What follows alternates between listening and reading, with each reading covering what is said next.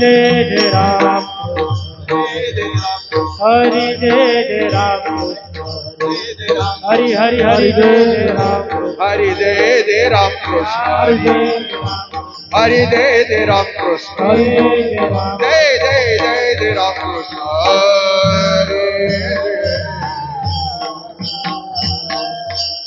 रूप पाहता लोचनी सुख झाले हो सागरी तुहा विठ्ठल भरवा तुहा माधव भरवा तुहा माधव भरवा तुहा माधव भरवा रूप पाहता लोचनी सुख झाले हो साजनी तुहा विठ्ठल भरवा तुहा माधव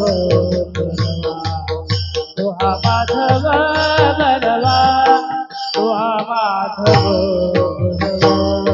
बहुत सुकृताची दोणी म्हणून विठ्ठली आवडी तुहा विठ्ठल भरवा तुहा माधव भरवा तुहा माधव भरवा तुहा माधव भरवा बहुत सुकृताची जोडी म्हणून विठ्ठले आवडी तुहा विठ्ठल भरवा तुहा माधव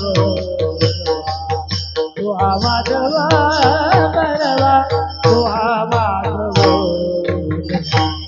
सर्व सुखाचे आगर रखुमादेवीवर सर्व सुखाचे आगर बाप रखुमादेवीवर सर्व सुखाचे आगर रखुमादेवीवर सर्व सुखाचे आगर बाप रखुमादेवीवर सर्व सुखाचे आगर रखुमादेवीवर तुहा विठ्ठल भरवा तुहा माधव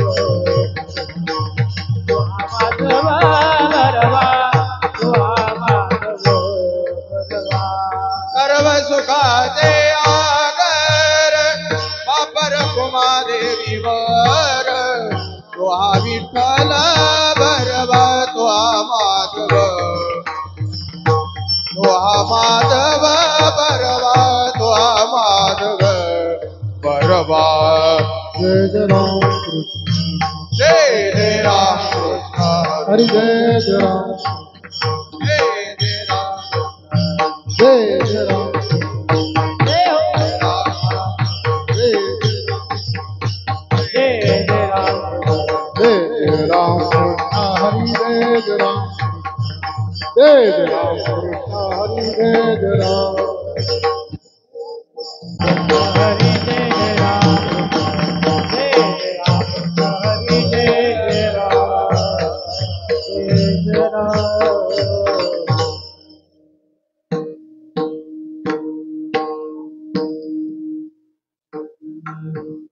लागून या पाया तुम्हा विनवित लागोनिया पाया नवितो लागून या पाया तुम्हा विनवित लागोनिया पाया तुम्हा विनवितो मुखी बोला सत्वारंवार मुखी बोला दत्त वारंवार मुखी बोला दत्त वारंवार लागून या पाया तुम्हा विनवित लागोनिया पाया तुम्हा विनवितो लागोनिया पाया तुम्हा विनवितो लागोनिया पाया तुम्हा विनवितो बोला दत्त वारंवार मुखी बोला दत्त वारंवार मुखी बोला दत्त वारंवार ते तुम्हा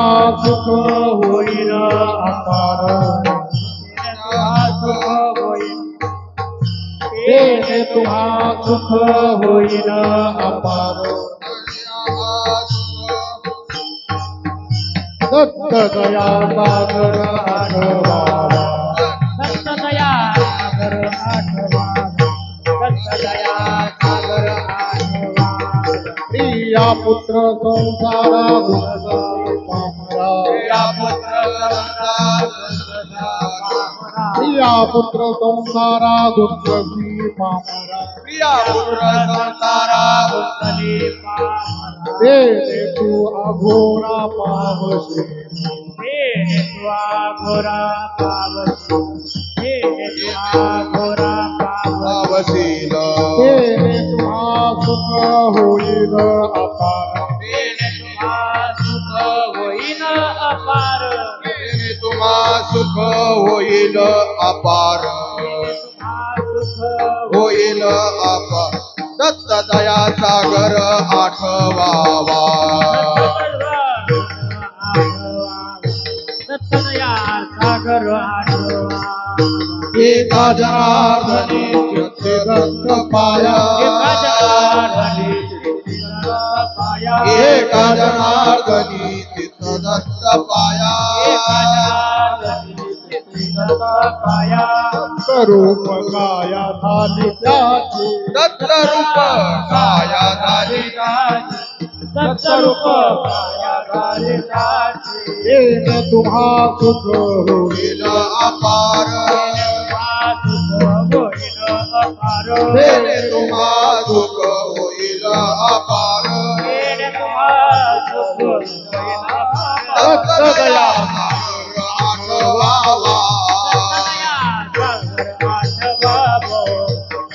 सागर आठवावा कुमार कुमाई हो हा टाळ तरी हरी हो कुमाई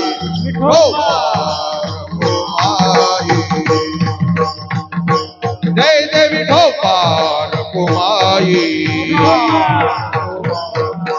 ढोपार कुमाई टाळी वाजवा टाळी वाजवा कुमाई हो जय देवी ढोपार कुमाई हा हा ढोपार कुमाई जय देवी ढोपार ढोपार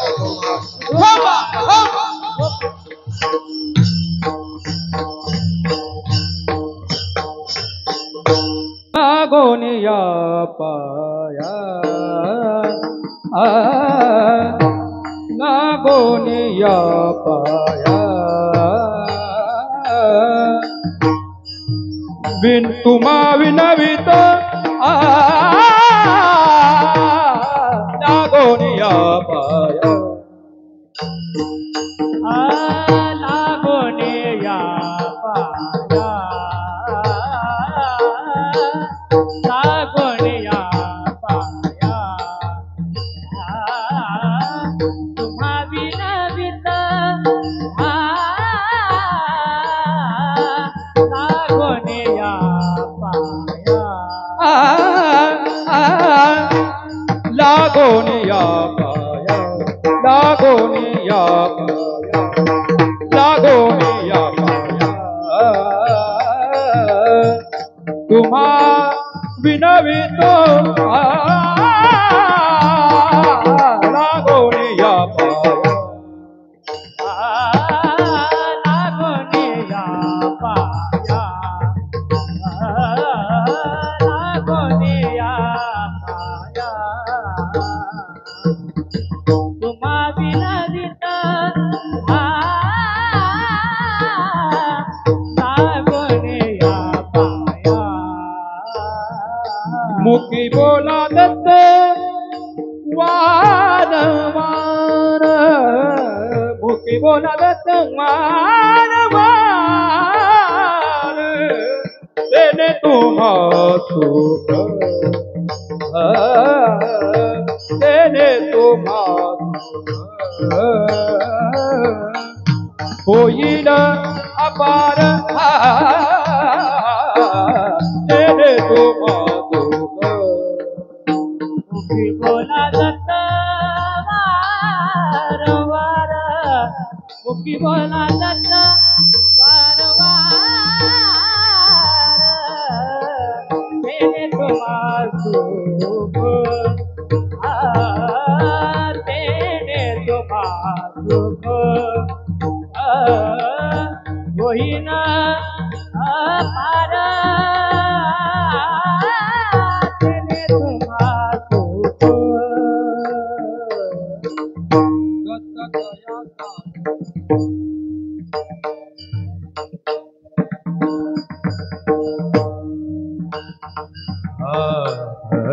बाबा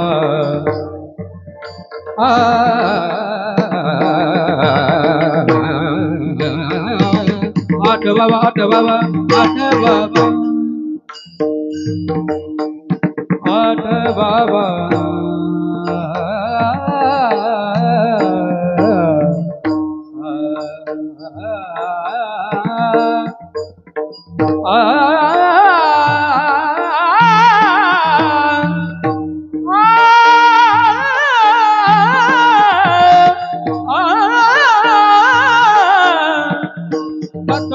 या सागर आठवा आठवा आठवा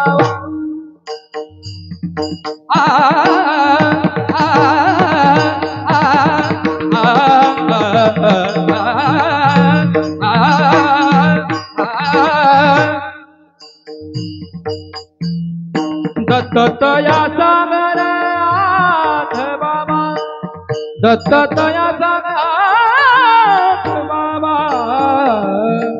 तेने तुम्हा सुख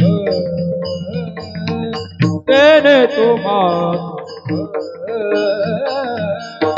होईन अपार अपार तेने तुम्हा सुख दत्तया सागर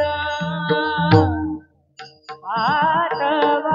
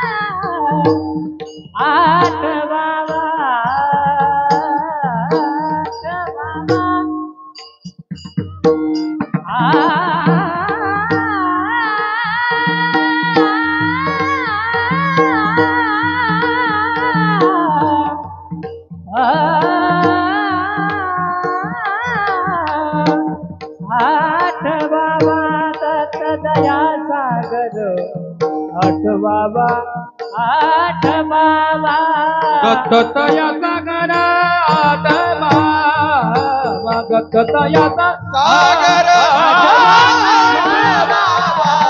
तेने तुम्हा सुख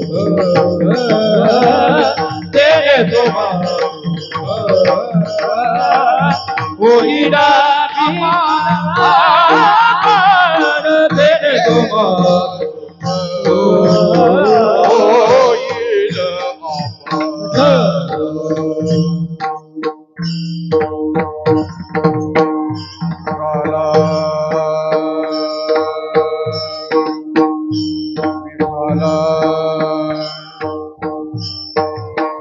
विठ्ठला विठ्ठला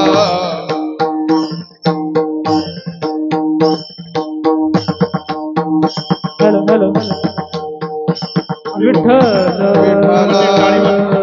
विठ्ठल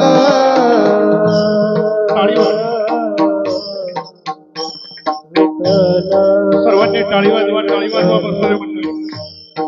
विठ्ठल विठ्ठल टाळीचा आवाज आला पाहिजे. टाळी टाळी हरी बोल. हा हा विठ्ठल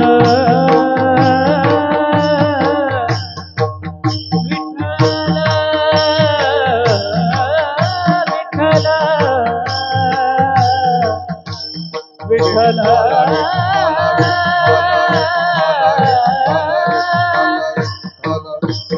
विठ्ठल विठ्ठल विठ्ठल विठ्ठल टाळी टाळी हरी बोल. हो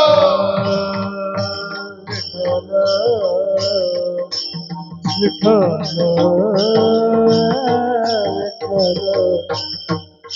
विठ्ठल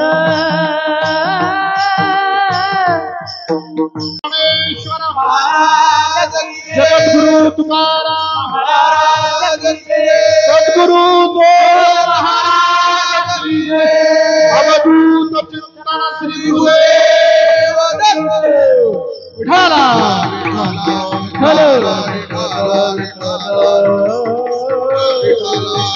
विठाला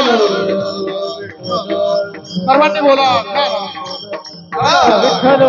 विठ्ठल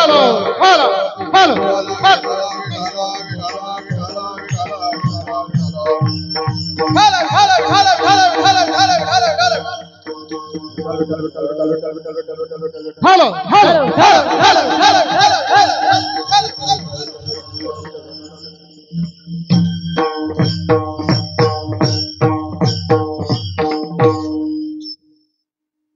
लागून या पाया तुम्हा विनवीत, लागून या पाया तुम्हा विनवीत, मुखी बोला दत्त वारंवार, तेने तुम्हा सुख होईल अपार, दत्त दया सागर आठवावा.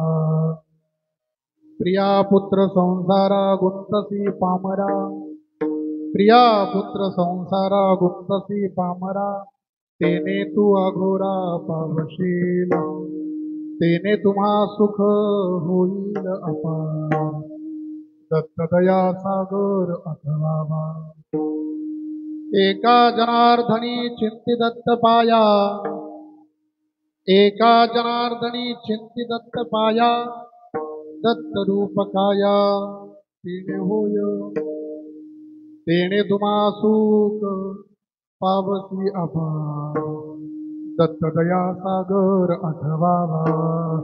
पांडुरंगा करू प्रथम पांडुरंगा करो प्रथम पांडुरंगा करू प्रथम पांडुरंगा करो प्रथम दुसरी चरणा संतांचे दुसरे चरणा संतान प्रिया, दुसरे चरणा संतान प्रिया, त्यांच्या कृपादाने कथेचा विस्तार, त्यांच्या कृपादाने कथेचा विस्तार, कृपादाने कथेचा विस्तार, त्यांच्या कृपादाने कथेचा विस्तार. बाबाजी सद्गुरुदास तुका, बाबाजी सद्गुरुदास तुका, बाबाजी सद्गुरुदास तुका. पांडुरंगा करू प्रथम नमन दुसरे चरण संतांच्या, त्यांच्या कृपादाने कथेचा विस्तारू, बाबाजी सद्गुरुदास तुका. ओम नमो ज्ञानेश्वरा करुणाकरा दयाळा, तुमचा अनुग्रह लाभलो पावन झालो चराचरी.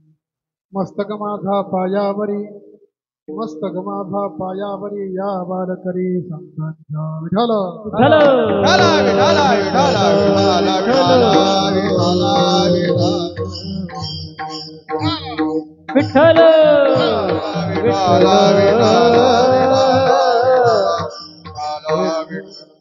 लागून या पाया विनवीत तुम्हा, लागून या पाया तुम्हा विनवीत, मुखी बोला दत्त वारंवार, तेने तुम्हा सुख होईल अपार, दत्त दया सागर आठवावा.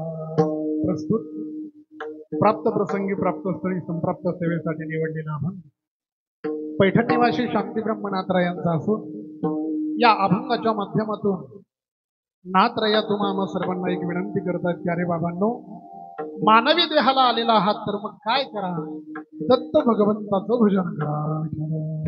विठ्ठल विठ्ठल विठाला अभंगावरती काहीतरी बोलण्यापूर्वी अल्पता परिहार देणं गरजेचं आणि तो म्हणजे असा, गेली अनेक वर्ष आपल्या गावामध्ये चालू असलेला हा उत्सव, खरं तर मायबापांनो याला उत्सव म्हणता येणार नाही, याला महोत्सव म्हणावा लागेल. ज्या ठिकाणी एकट्या भक्ताचं दर्शन होतं त्याला उत्सव म्हणतात, ज्या ठिकाणी एकट्या भगवंताचं दर्शन होतं त्याला उत्सव म्हणतात, पण ज्या ठिकाणी भक्त आणि भगवंत एकत्र भेटतात त्याला महोत्सव म्हणतात. आणि खऱ्या अर्थाने आपल्या जीवनामध्ये हा सुवर्ण योग आहे की आज या ठिकाणी भक्त आणि भगवंताची भेट अशा प्रकारे झालेली आहे. खरं तर या कार्यक्रमाचं काय कौतुक करावं महाराज, या कार्यक्रमाचं कौतुक ज्ञानोबरायांच्या भाषेमध्ये जर करायचं म्हटलं तर असं करता येईल की प्रथम वयसा काळी लावण्याची नभाळी प्रगटे दैसी आगळी अंगना. या कार्यक्रमातील प्रत्येक अंग हे लावण्यपूर्ण आहे. या कार्यक्रमातील काकडा पाहिला लावण्यपूर्ण, या कार्यक्रमातील पारायण पाहिलं लावण्यपूर्ण आहे, या कार्यक्रमातील संगीत भजन पाहिलं लावण्यपूर्ण आहे, या कार्यक्रमातील हरिपाठ पाहिला लावण्यपूर्ण आहे, या कार्यक्रमातील कीर्तन पाहिली लावण्यपूर्ण आहे, नोहे नोहे या कार्यक्रमातील अन्नदान पाहिलं ते लावण्यपूर्ण आहे. या कार्यक्रमातील प्रत्येकच अंग लावण्यपूर्ण आहे. आणि अशा लावण्यपूर्ण कार्यक्रमामध्ये माझ्याकडे आलेली ही सेवा अभंग श्री संत एकनाथ महाराजांचा आहे. अभंगातील प्रतिपाद्य विषय असा आहे की अरे बाबांनो, तुम्ही मानवी देहाला आलेला आहात ना, तर मग दत्त भगवंताचं भजन करा. पहिलं चरण. का भजन करा? दुसरं चरण. अन्य काही करायचं का? काहीच करायचं नाही. तिसरं चरण. आणि सरते शेवटी सांगतात त्या दत्त भगवंताचं जर भजन केलं तर तुम्ही दुसरं तिसरं कोणी राहत नाही, प्रत्यक्ष दत्तच होता. मग ज्याला जीवनामध्ये दत्तत्व प्राप्त करायचंय त्याने काय केलं पाहिजे? तर भगवंताचं भजन. विठाल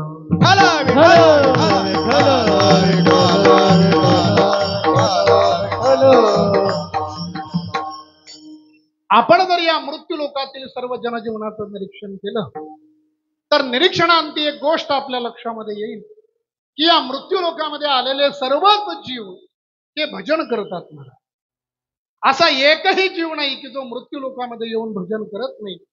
मी बोलत नाही, ज्ञानोबराय सांगतात की अरे बाबा, एक मनुष्य जात सकळ स्वभावता भजनशील, प्रत्येकच जीव हा भजन करतो.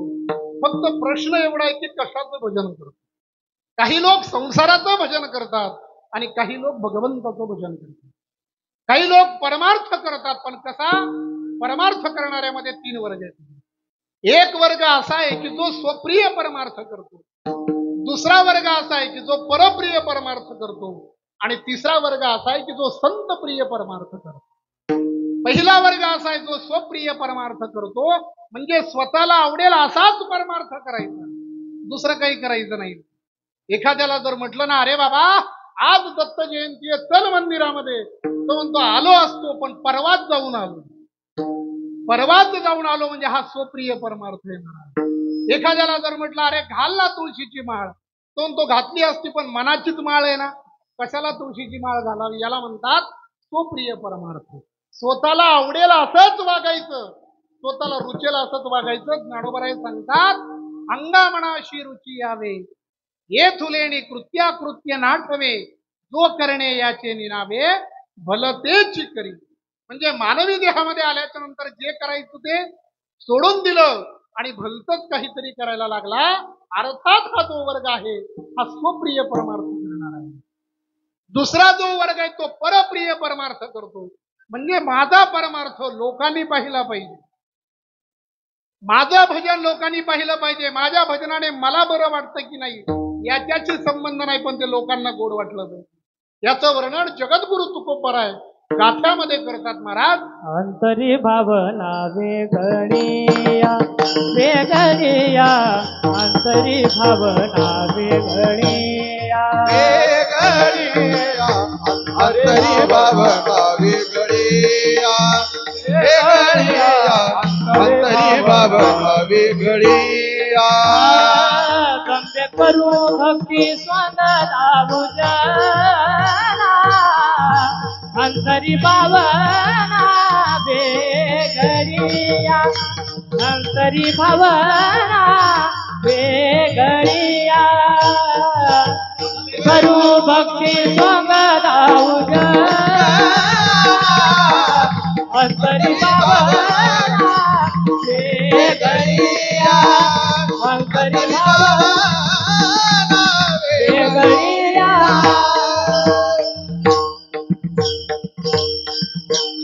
परमार्थ करायचा, पण कसा परमार्थ करायचा? जो परमार्थ परप्रिय आहे. दंभे करू भक्ती सोंग दाऊ जना अंतरी भावना वेगळी. दंभाने परमार्थ करायचा, त्याला तो दुसरा वर्ग आहे की ज्याला आपण परप्रिय परमार्थ करणार आहोत. आणि तिसरा एक वर्ग असा आहे की जो संत प्रिय परमार्थ करतो. संत प्रिय परमार्थ करणं म्हणजे काय? भगवंताचं भजन करायचं, पण स्वतःसाठी नाही, समाजासाठी नाही, तर देवासाठीच करायचं. देवाची या ताडे आळवावे देवा, अन्य कोणासाठी नाही. स्वप्रिय परमार्थ करणाऱ्याला काही उपयोग नाही. जे परप्रिय परमार्थ करतात त्याचाही काही उपयोग नाही. या मानवी देहामध्ये आल्याच्या नंतर जे संत प्रिय परमार्थ करतात त्यांचाच उपयोग नाही. आणि संत प्रिय परमार्थ करणं म्हणजे काय? संत सांगतात मला काय आवडतं, तर भगवंताचं भजन आवडतं, भगवंताचं नामस्मरण आवडतं, भगवंताचं कीर्तन आवडतं. बरं, जे मला आवडतं ते मी माझ्यापुरतं मर्यादित ठेवत नाही, तर सर्व जणांना विनंती करून सांगतो, अरे बाबांनो, मानवी देहाला आलेला आहात ना, तर मग काय करा? अभंगाचं पहिलं जीवन लागून या पाया तुम्हा विनवीत. लागून या पाया तुम्हा विनवीत.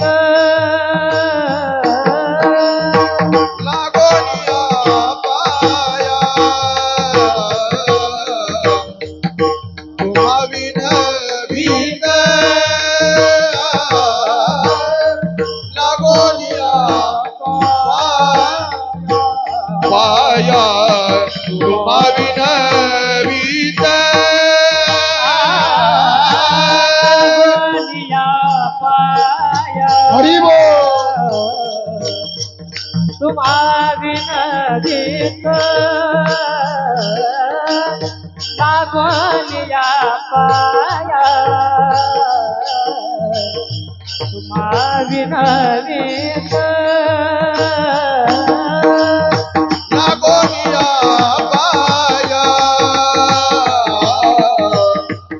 तुम्हा विनवीत. लागोनिया पाया पाया पाया तुम्हा विनवीत. मुखी बोला दत्त, मुखी बोला दत्त. वारंवार येणे तुम्हा सुख होईन अपार. येणे तुम्हा सुख होईन अपार. मुखी बोला दत्त वारंवार, मुखी बोला दत्त वारंवार. तेने तुम्हा सुख सुख सुख होईल अपार. तेने तुम्हा सुख होईल अपार. पाया तुम्हा विनवीत. मुखी बोला दत्त वारंवार, मुखी बोला दत्त वारंवार. लागोनिया पाया तुम्हा विनवीत. मुखी बोला दत्त वारंवार, मुखी बोला दत्त वारंवार. जो परमार्थ संतांनी स्वतः अंगीकारला तोच परमार्थ संत सर्वांना सांगतात की अरे बाबांनो, लागून या पाया तुम्हा विनवी. मी या ठिकाणी तुम्हा सर्वांना विनंती करतोय. खऱ्या अर्थाने जर पाहिलं तर संत जीवन हे विनंती करण्यासाठी नाही. खऱ्या अर्थाने जर आपण विचार केला तर संत जीवन हे विनंती करण्यासाठी नाही. तरीही या ठिकाणी नाथराया विनंती करतायत की अरे बाबा लागून या पाया, मी तुमच्या चरणाला लागतो आणि तुम्हाला विनंती करतो काय, मुखी बोला दत्त वारंवार, मुखी तुम्ही अखंड भगवंताचं भजन करा, अखंड भगवंताचं नामस्मरण करा. भाग्यवान आहोत आपण की आपला जन्म पवित्र अशा या भारतभूमीमध्ये झाला. पहिलं भाग्य आपलं असं आहे की आपला जन्म भारतभूमीमध्ये झाला. दुसरं भाग्य आपलं असं आहे की आपला जन्म पवित्र अशा या महाराष्ट्राच्या मातीमध्ये झाला. आणि तिसरं आपलं भाग्य असं आहे की आपला जन्म पवित्र अशा वारकरी संप्रदायामध्ये झाला. या वारकरी संप्रदाय सारखा संप्रदाय या विश्वाच्या पाठीवर दुसरा नाही. विश्वाच्या पाठीवर एकच वारकरी संप्रदाय असा आहे की तो सर्वश्रेष्ठ आहे महाराज. बाकीचे सर्व पंथ आहेत, कुठला संप्रदाय नाही महाराज. का वारकरी संप्रदाय सर्वश्रेष्ठ आहे? त्या संप्रदायाला सर्वश्रेष्ठ म्हणावं की ज्या संप्रदायामध्ये 5 तत्व आहेत ना. पहिलं तत्व, तो संप्रदाय सर्वश्रेष्ठ आहे की ज्या संप्रदायामध्ये देव तत्व आहे. तो संप्रदाय सर्वश्रेष्ठ आहे की ज्या संप्रदायामध्ये संत तत्व आहे. तो संप्रदाय सर्वश्रेष्ठ आहे की ज्या संप्रदायामध्ये ग्रंथ तत्व आहे. तो संप्रदाय सर्वश्रेष्ठ आहे की ज्या संप्रदायामध्ये मंत्र तत्व आहे. आणि तो संप्रदाय सर्वश्रेष्ठ आहे की ज्या संप्रदायामध्ये तीर्थ तत्व आहे. वारकरी संप्रदाय सर्वश्रेष्ठ आहे. का सर्वश्रेष्ठ आहे? याचं पहिलं कारण, या वारकरी संप्रदायामध्ये देव तत्व आहे. आणि वारकरी संप्रदायामध्ये जो देव आहे तो साधा देव नाही. मग बळीया माझा पंढरीराव, तो हा देवाचाही देव, तो हा देवाचाही देव, तो हा देवाचाही देव. बळीया माझा पंढरीराव, तो हा देवाचाही देव, तो हा देवाचाही देव, तो हा देवाचाही देव.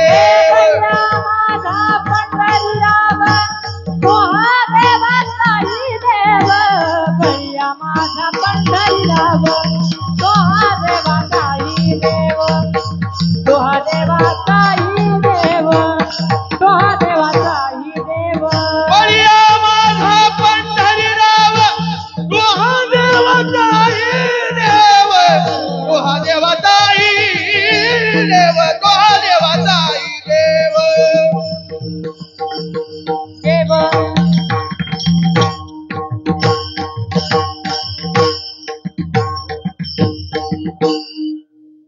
वारकरी संप्रदाय सर्वश्रेष्ठ आहे. का सर्वश्रेष्ठ आहे? याचं पहिलं कारण आपण पाहिलं की या वारकरी संप्रदायामध्ये देव तत्व आहे मला, आणि साधा देव नाहीये. मग बळीया माझा पंढरीराव, तो हा देवाचा सर्व देवांचा देव या वारकरी संप्रदायामध्ये आहे. म्हणून हा वारकरी संप्रदाय सर्वश्रेष्ठ. का वारकरी संप्रदाय सर्वश्रेष्ठ? याचं दुसरं कारण, या संप्रदायामध्ये संत तत्व येणार आणि साधे संत नाही. अगदी ज्ञान देवे रचिला पाया आणि तुका झाला असे कळस इथपर्यंत, ज्ञानोबरायांपासून तुकोबरायांपर्यंत अनेक संत या संप्रदायामध्ये झाले. आणि एका एका संतांचा जर आपण अधिकार पाहिला तर ज्ञानराज माझी योग्यांची माऊली, जगद्गुरु तुकोबरायांचा अधिकार पाहिला तर तुकाराम तुकाराम, एकापेक्षा एक अधिकारी संत या वारकरी संप्रदायामध्ये झाले. म्हणून हा संप्रदाय सर्वश्रेष्ठ. वारकरी संप्रदाय का सर्वश्रेष्ठ आहे? याचं तिसरं कारण, या संप्रदायामध्ये ग्रंथ तत्व आहे महाराज. या संप्रदायामध्ये ग्रंथ, या संप्रदायातला जो ग्रंथ आहे त्या ग्रंथाचं मनन करण्याची गरज नाही, त्या ग्रंथाचं चिंतन करण्याची गरज नाही, त्या ग्रंथाचं निधिध्यासन करण्याची गरज नाही. फक्त तो ग्रंथ वाचला तरीही काय होतं? कृपा करे हरी दयावरे, कृपा करे हरी दयावरी, कृपा करी हरी दयावरी, कृपा करी हरी. भाव धरोनिया वाद्य ज्ञानेश्वरे, कृपा करी हरी दयावरिया, कृपा करी हरी दयावरी.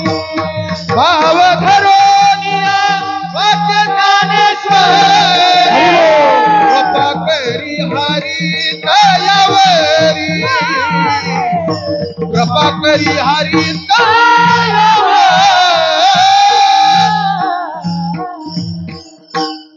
या संप्रदायामध्ये जो ग्रंथ आहे तो साधा नाही, भाव धरून या वाचे ज्ञानेश्वरी कृपा करी हरी तयावर.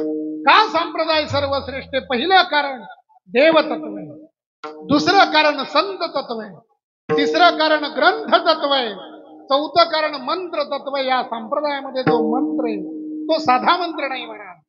या संप्रदायातला जो मंत्र आहे तो अलौकिक मंत्र आहे. कुठला मंत्र आहे? मंत्र दिला राम कृष्ण हरी हरी, मंत्र दिला राम कृष्ण हरी हरी, मंत्र दिला राम कृष्ण हरी हरी, मंत्र दिला राम कृष्ण हरी.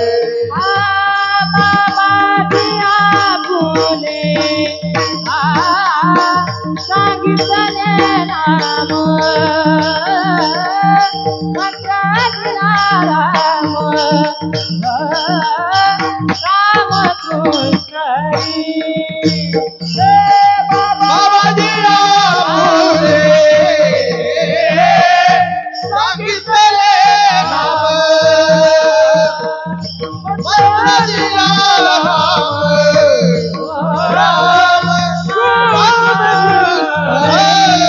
सांगितले नाम मंत्र दिला राम या संप्रदायामध्ये जो मंत्र आहे तो मंत्र साधा नाही म्हणा.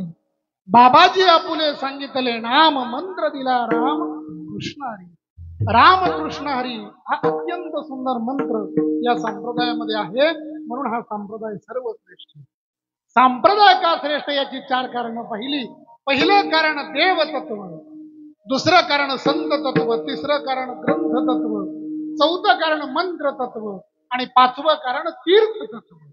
या वारकरी संप्रदायामध्ये तीर्थ आहे महाराज. 1 तीर्थ नाही, 2 तीर्थ आहेत. पहिलं तीर्थ देवतीर्थ आणि दुसरं तीर्थ संत तीर्थ. भूवैकुंठ पंढरपूर हे देवतीर्थ आहे आणि अलंकापूर नगरी हे संत तीर्थ. ज्या अलंकापूर नगरीमध्ये संत राहतात त्या संतांचा अधिकार साधाय का? सामान्य नाही महाराज.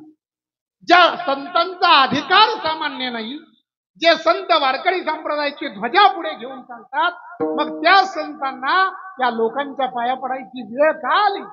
काय गरज होती की लोकांना त्यांनी विनवणी केली? त्याचं एकच कारण आहे, काय? बुडत हे जन न देखवे डोळा, येतो कळबळा.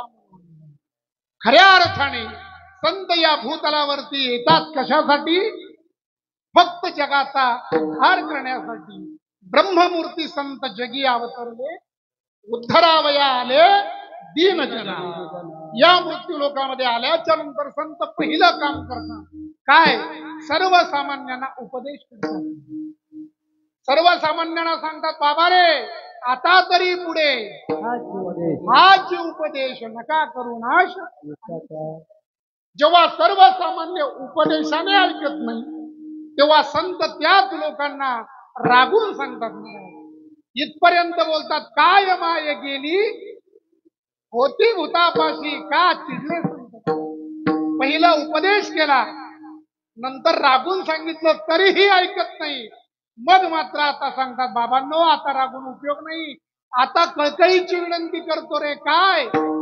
लागोन या पाया तुम्हा विनवितो, मुखी बोला दत्त वारंवार. अखंड तुम्ही दत्त भगवंताचं भजन करा.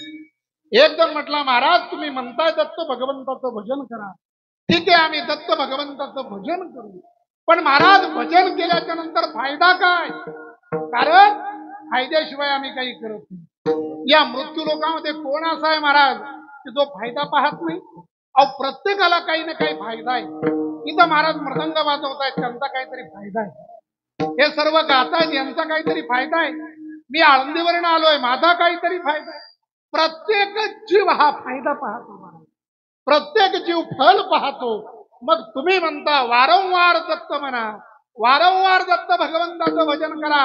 ठीक आहे, आम्ही भजन करू, पण फळ काय? महाराज अभंगाच्या दुसऱ्या चरणात तेने तुम्हा सुख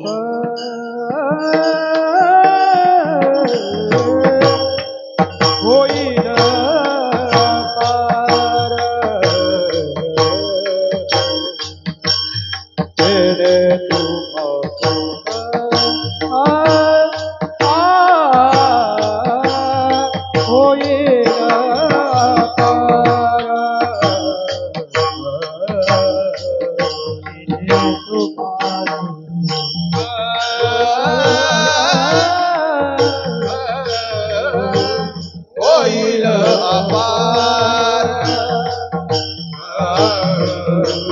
तेरे तुम्हा सुख होईल अपार दत्त दया सागर दत्त दया सागर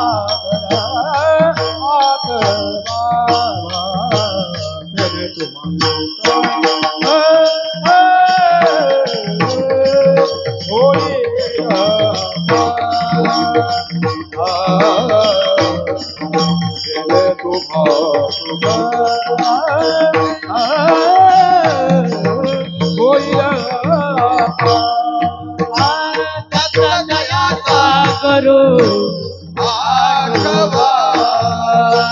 दत्त दया सागर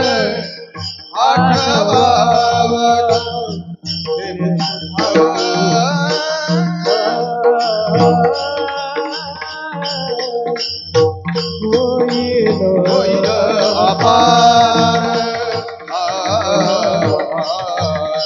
तेरे तुम्हा सुख होईल अपार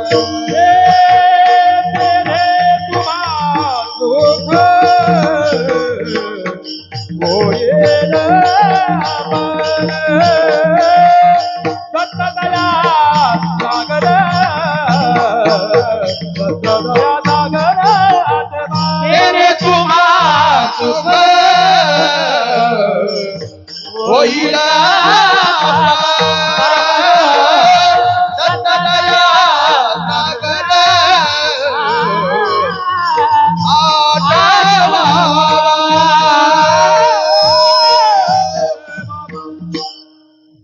खरं तर ह्या कीर्तनामध्ये आणि वारीच्या कीर्तनामध्ये काहीच फरक नाही आणि तसंही पाहिलं तर ही वारीच आहे आपल्यासाठी त्या सांगपाडा ग्रामस्थ मंडळींसाठी एक प्रकारची ही वारीच आहे मला जसं वारीमध्ये अनेक दिंड्या असतात पुढच्या दिंडीचा अभंग वेगळा मागच्या दिंडीचा वेगळा मधल्या दिंडीचा वेगळा यांचा मृदंग वेगळ्या स्वरामध्ये त्यांचा मृदंग वेगळ्या स्वरामध्ये बोलणारे वेगळ्या स्वरामध्ये तसाच हा खेळ चालू आहे तुम्ही आम्ही खेळलेली गदारोळी आनंदे ज्याला जसं वाटतं तसं तो आनंद घेतोय मला फक्त आनंद घेण्याचं कोणी चुकू नका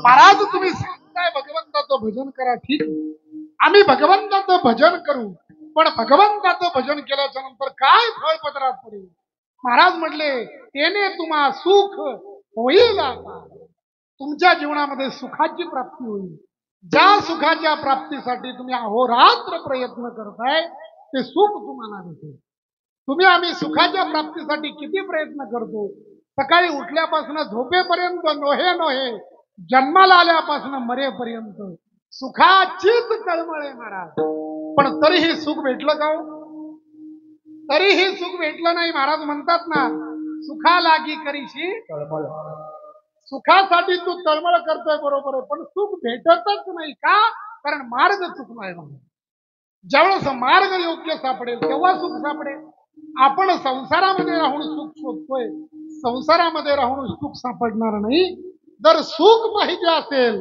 तर एकच करावं लागेल काय दत्त दत्त दत्त फक्त भगवंताचं भजन दत्त दत्त भगवंताचं जर भजन केलं तर तेने तुम्हा सुख होईल साधन अपार एवढं सुख भेटेल की परत त्या सुखाला पारावार नाही महाराज जसं भगवान परमात्मा गोकुळामध्ये गेले आणि त्या गोकुळवासियांना सुख झालं किती अहो त्या आनंदाला काही पारावार आहे का नाही त्या आनंदाची जोडा महाराज त्या आनंदासारखा आनंद नाही फक्त भगवंताचं नाम मुखामध्ये असलं पाहिजे महाराज तुम्ही म्हणताय की सुखाची प्राप्ती होते बरोबर पण आम्हाला वाटतं हे सुख जे आहे ना ते आमच्या घरी सुद्धा आहे महाराज म्हटले अरे वेड्या हे सुख जर घरी असतं तर सगळ्यांनी घरदार सोडून वनामध्ये कशाला गेलं नाही नाही म्हटले महाराज हेच सुख माझ्या जीवनामध्ये माझ्या घरी मला प्राप्त होतं कुणाकडे भेटतं म्हटले बायको आहे ना मुलं आहेत ना त्यांच्या जवळही मला सुखच आहे महाराज म्हटले वेड्या अरे त्यांच्या सोबत राहण्यामध्ये त्यांच्यासोबत जीवन घालण्यामध्ये त्यांच्यामध्ये जर सुख मानत असशील तर तुला सुख तर भेटणार नाही, मग आघोराला जाशील, नरकाला जाशील, हे पतन होईल. अभंगाचं तिसरं चरण. स्त्रिया पुत्र संसार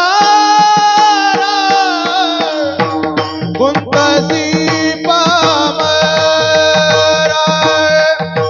स्त्रिया पुत्र संसार गुंतसी पामरा. स्त्रिया पुत्र संसार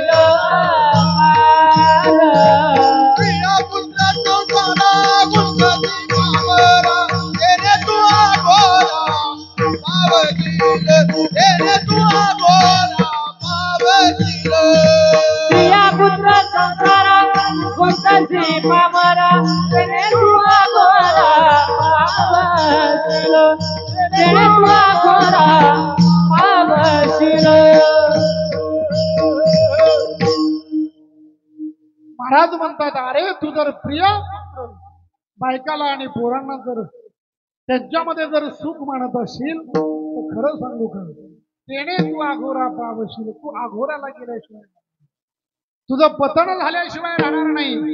मानवी जीवनामध्ये आलेला आहेस ना, तर मग आत्मउद्धार कर. खरं पाहिलं तर मानवी जीवनाच्या वाटाला प्रामुख्याने 3 प्रकारचे वाङ्मय.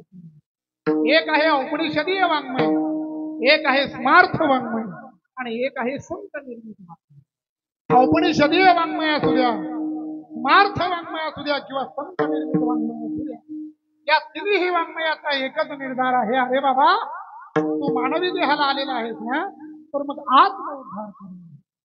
पुढे म्हणेल महाराज आम्ही का आत्मउद्धार करून घ्यावा, याचं पहिलं कारण शास्त्रकार सांगतात की तत्प्रयोजनत्वाद. दुसरं कारण शास्त्रकार सांगतात तद्वारत्वाद. तिसरं कारण शास्त्रकार सांगतात साधनालभ्यत्वाद. आणि चौथं कारण शास्त्रकार सांगतात शास्त्रार्थ. मानवी देहाला आलेल्या व्यक्तीने आत्मउद्धार करून घ्यावा. का करून घ्यावा, याचं पहिलं कारण तत्प्रयोजनत्वाद. मानवी देहाचा आत्मउद्धार करून घेणं हेच परमप्रयोजन. याच्या व्यतिरिक्त दुसरं काही प्रयोजन नाही. कारण देह कशासाठी आहे, देवे दिला देह. प्रत्येक जीवनाचे 2 प्रयोजन असतात. एक असतं परमप्रयोजन आणि एक असतं गौण प्रयोजन. कशाला म्हणतात परमप्रयोजन? शास्त्रकार वर्णन करतात, यस्य कृते यस्य उत्पत्ती तेन तदेव करणम तत्तस्य परम प्रयोजनम. आणि कशाला म्हणतात दोन प्रयोजन? यस्य कृते यस्य नोत्पत्ती तेन तदेव करणम तत्तस्य दोन प्रयोजन. म्हणजे ज्याच्याकरिता ज्याची उत्पत्ती झाली त्याने तेच करणं हे झालं त्याचं परम प्रयोजन. आणि ज्याच्याकरिता ज्याची उत्पत्ती झालेलीच नाही त्याने तिथेच डोकं लावणं हे झालं त्याचं दोन प्रयोजन. खरं तर सिस्टीम फार सुंदर आहे, पण इथं आल्याच्या नंतर काही कळलं नाही की नेमका आवाज एवढा का बसला. 2 मिनिटामध्ये नेमकं मी काय बोलतो माझी मलाच कळायला तयार आहे. आळंदीवरनं येताना काही मी काही कुठलं औषध वगैरे घेऊन आलो नाही. गळ्यात विना घेतला तेव्हा वेगळा खेळ होता, आता अर्ध होईपर्यंत वेगळा खेळ झाला. मला असं वाटतं आता संपेपर्यंत बोलता येतं की नाही. एक तर माईकचा परिणाम असला पाहिजे, पूर्णच आवाज बसलाय म्हणजे मी बेंबेच्या देठापासून बोलतो तरी आवाज निघत नाही. आश्चर्य. सर्वांनी मोठ्या प्रेमाने भजन करा. विठ्ठल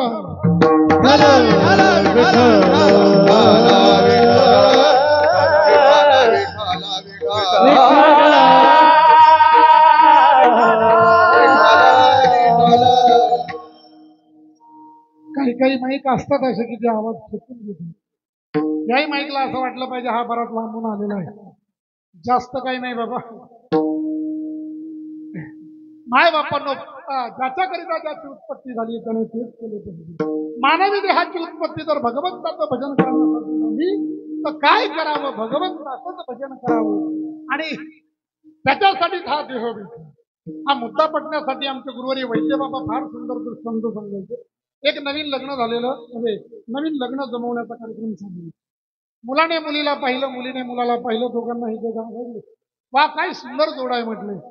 आता देण्या घेण्याचं काही ते म्हटले देण्या घेण्याचे आता दिवस राहिले नाही. कोरोनापासून कोणी कोणाला काही देतही नाही आणि कोणी कोणाला असं काही घेतही नाही. फक्त आमच्या 2 अटी आहेत म्हटले. काय? पहिली अट अशी आहे की लग्न हे मुंबईला झालं पाहिजे आणि दुसरी अट अशी आहे की लग्नामध्ये रव्याचे लाडू. म्हटले लग्न मुंबईला कशाला? गावाकडे रोड चांगले नसतात म्हणून लग्न मुंबईला ठेवा. ठीक. आणि रव्याचे लाडू म्हटले नवरदेवाच्या वडिलांना आवडतात म्हणून रव्याचे लाडू ठेवा. ठीक. दोन्ही हे अटी मान्य झाल्या. लग्न जमवलं, तारीख काढली, मंगल कार्यालय वगैरे बुक केलं.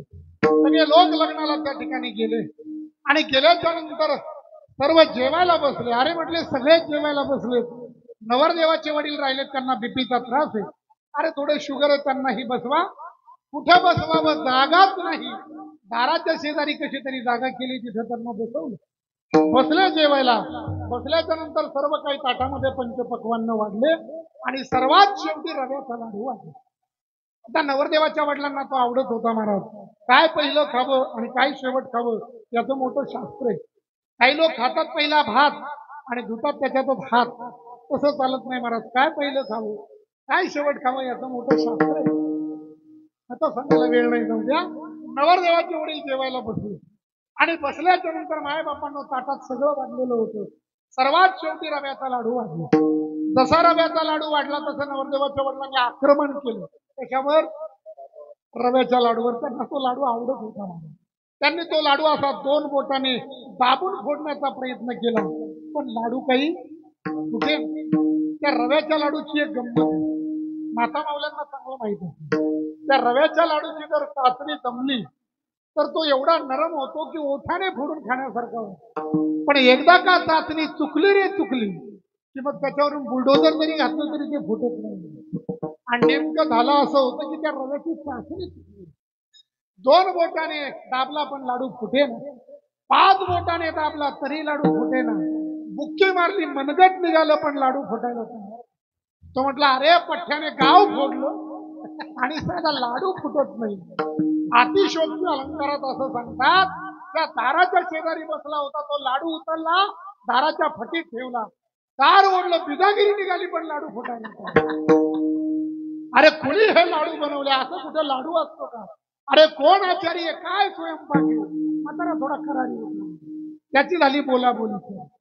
जशी त्याची बोलाबोली चालू झाली पाठीमागच्या लाईनमध्ये जे होते त्यांना काहीच माहित नाही पुढे काय झालंय. त्यांची झाली धराधरी. त्याच्या पाठीमागे जे त्यांना माहित नाही पुढे काय चालू आहे त्यांची झाली हाणामारी चालू. अरे म्हटले शहरात हाणामारी करायची, मुंबईत हाणामारी करायची, कशाने करता? इथं काही दगड नाहीत म्हटले. मग उचला लाडू लाडू उचलल्याने एकमेकाला फेकून मारले. माझा दृष्टांत संपला. मला खरं खरं सांगा, लाडूची उत्पत्ती कशासाठी होती? खाण्यासाठी होती का फेकून मारण्यासाठी होती?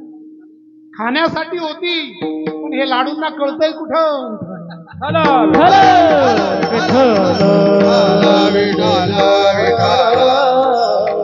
अर्थात ज्याच्याकरिता ज्याची उत्पत्ती झाली त्याने तेच केले.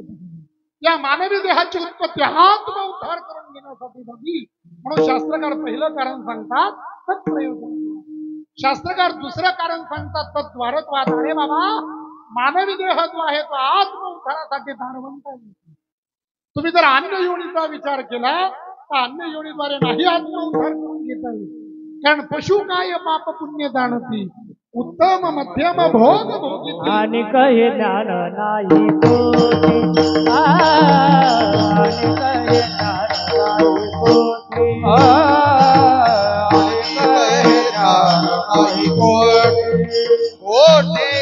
आणि कहे ज्ञान नाही कोटी, याच देही घडे देवाचे भजन, याच देही घडे देवाचे भजन, आणि कहे ज्ञान नाही कोटी, आणि कहे ज्ञान नाही कोटी. याच देही घडे देवाचे भजन, याच देही घडे देवाचे भजन, आणि कहे ज्ञान नाही कोटी, कहे ज्ञान नाही कोटी.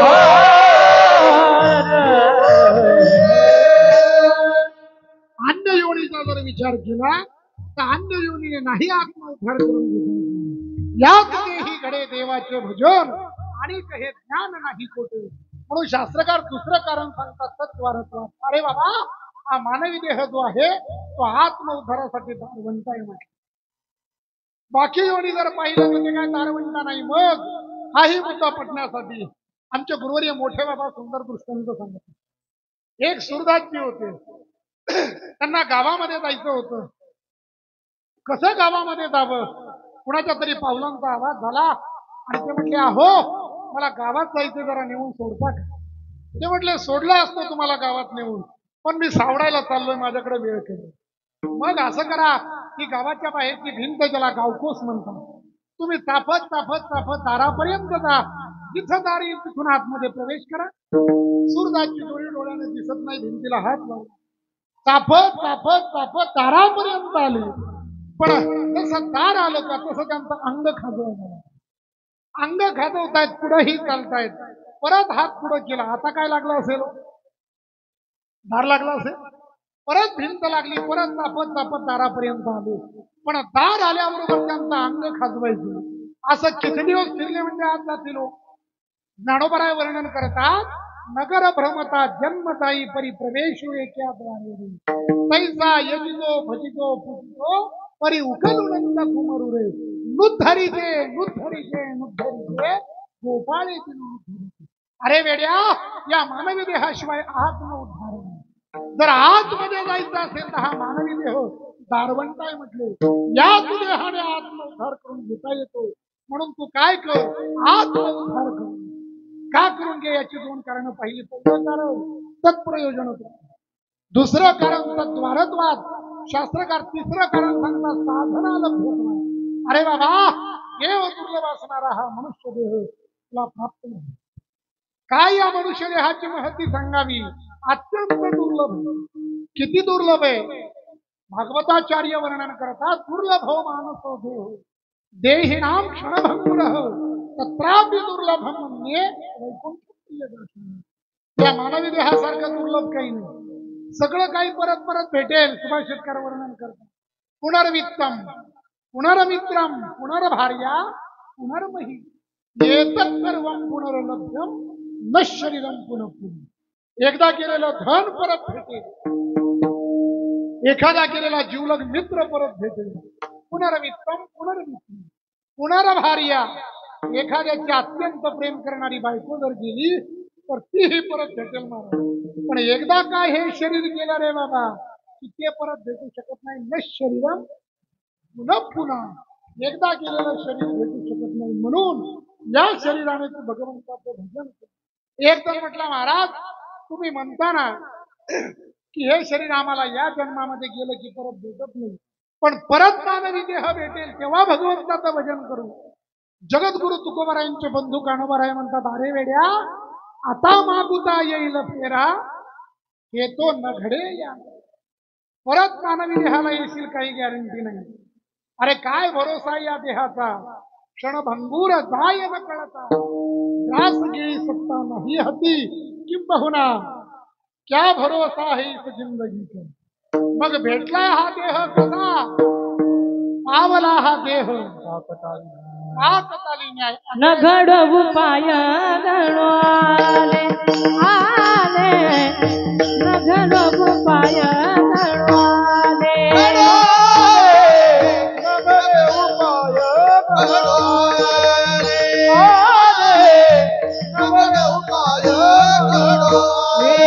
पावला देह काकताली न्याय, पावला देह काकताली न्याय. न घडवू पाय गणवाले, न घडवू पाय गणवाले. पावला देह काकताली न्याय, पावला काकताली न्याय. नगरो उपाय घडो नगरो उपाय घडो.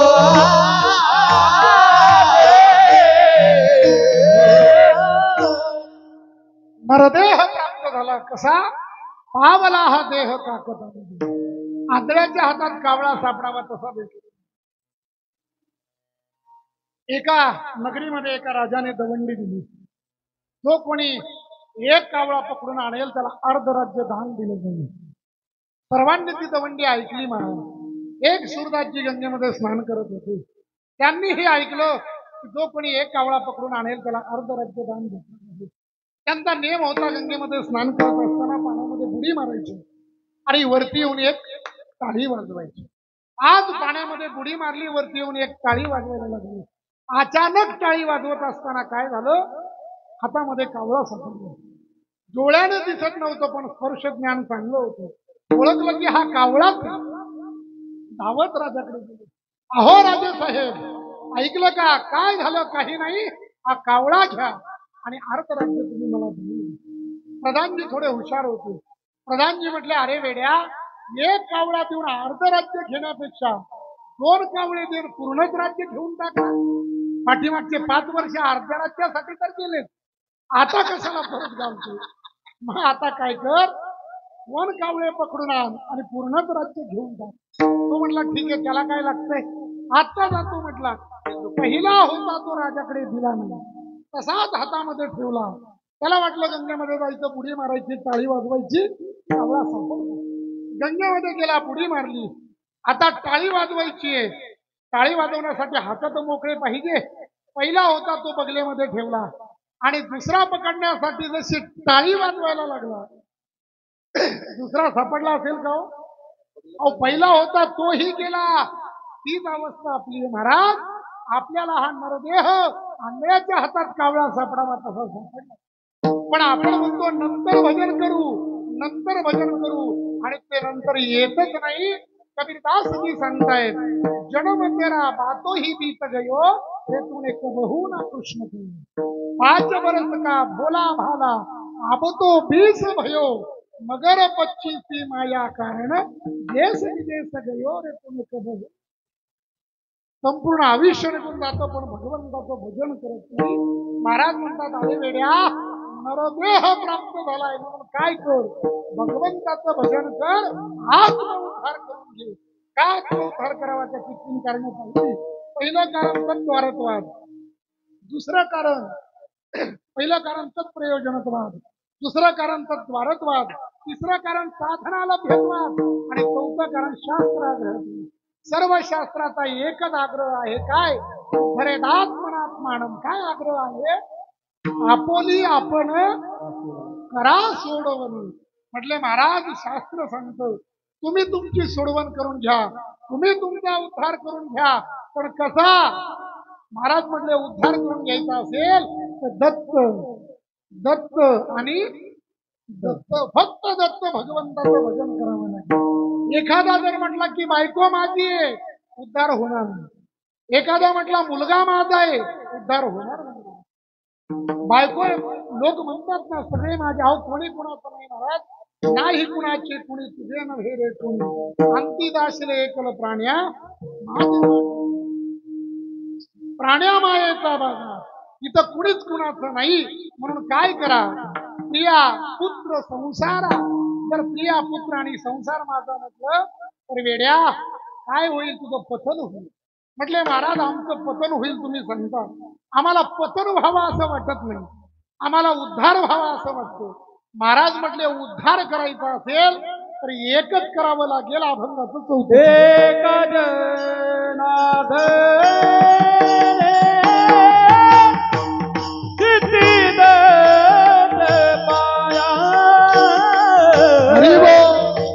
एका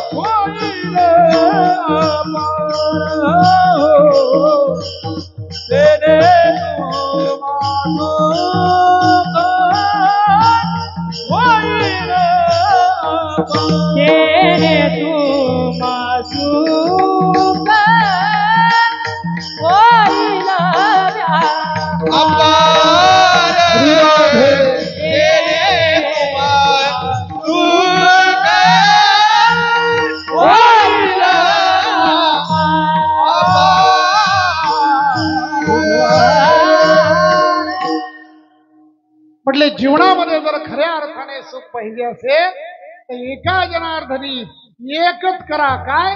चिंतित पाय, भगवंताच्या स्वरूपाचं ध्यान करा. नोहे नोहे दत्त प्रभूंच्या चरणावरती तुमचं मन लावा, जेणेकरून तुमची काया जी आहे ती दत्त स्वरूप होईल, तुमची काया जी आहे ती भगवंत स्वरूप होईल. काय करायचं तर फक्त दत्त भगवंताचं भजन करायचं, दत्त भगवंताचं चिंतन करायचं. नोहे नोहे दत्त भगवंताचे चरण आठवायचे. भगवंताचे चरण आठवल्याशिवाय मानवी जीवनाचा उद्धार नाही. एकच प्रार्थना करावी देवाला, कृष्ण त्वदीय पद पंकज पंजरांते अद्यैव मे विशतु मानसराज हंस प्राण प्रयाण समये कफवात पित्तै कंठावरोधन विधो स्मरणम कुतस्ति. बरं महाराज तुम्ही म्हणताय की दत्त भगवंताचं भजन करा, दत्त भगवंताचं चिंतन करा, दत्त भगवंताचे पाय आठवा, पण आमचे एक दोन प्रश्न तेवढे विचारू का? महाराज म्हटले विचारा, काही हरकत नाही, विचारा. म्हटले अजून 15 मिनिटं घेऊ, तुम्ही प्रश्न विचारा, मी उत्तर देतो. प्रश्नही तसेच असले पाहिजे. म्हणजे प्रश्न विचारावा अर्जुनाने आणि उत्तर द्यावं भगवंताने. यया कीर्तीची या बोला जेणे जगतबंधू संतोषला, असे प्रश्न असावेत. नाही तर काय काय ठिकाणी काय प्रश्न काय उत्तर काय सांगावं तुम्ही. एकदा एका शाळेमध्ये गणिताचा तास चालू होता आणि त्या ठिकाणी गणिताचे जे सर होते त्यांनी प्रश्न विचारला, आळंदी ते सानपाडा 150 किलोमीटर आहे, तर माझं वय किती? बसलेले जे मुलं होते ते विचार करत होते की आता गुणाकार करावा, भागाकार करावा, बेरीज करावी किंवा वजाबाकी करावी. कुणालाही उत्तर सापडे ना. 5:45 वाजल्यामुळे बाळाने हात वरती केला, मी उत्तर देतो म्हटलं. अरे उत्तर येतं का म्हटले हो. सांगा सानपाडा ते आळंदी 150 किलोमीटर आहे, तर माझं वय किती? बाळ्याने उत्तर दिलं, तुमचं वय आहे सर 42 आणि योगायोगाने सरांचं वय 42. वा, अरे किती हुशार आहे म्हटले. 1000 शाळेत प्रश्न विचारला, कुणाला उत्तर आलं नाही. अरे तुला कस काय उत्तर आलं? तू काय केलं? वजाबाकी केली, बेरीज केली, गुणाकार भागाकार केलं काय? तो म्हटला सर याचं उत्तर करायला वजाबाकीची गरज नाही, गुणाकाराची गरज नाही, भागाकाराची गरज नाही. मग एकच केलं. काय केलं? माझा मोठा भाऊ घरी आहे म्हटले, त्याचं वय 21 आहे, तो हाफ मॅड आहे म्हटलं. तुमचं 42 म्हणजे तुम्ही फुल मॅड.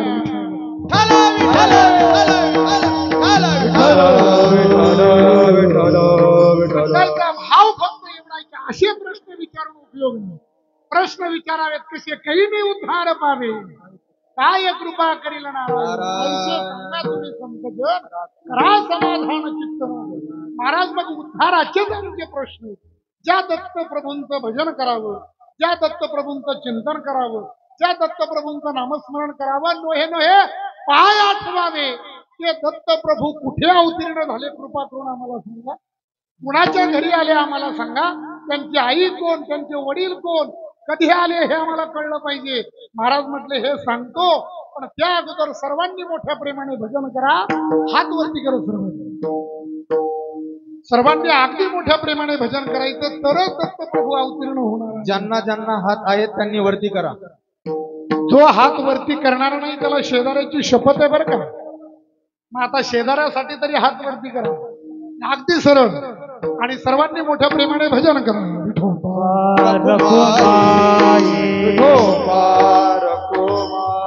जय विठोबा रखुमाई,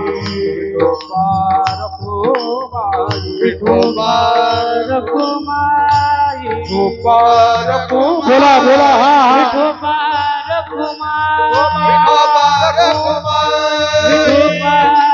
रखुमाई,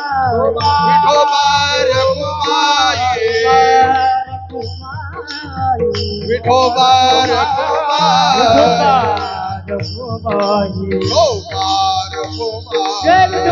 टाळी टाळी. हा हा हा, बसलेले मंडळी बोला.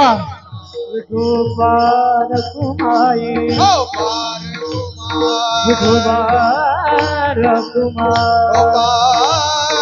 विठोबा रखुमाई, विठोबा रखुमाई, विठोबा रखुमाई,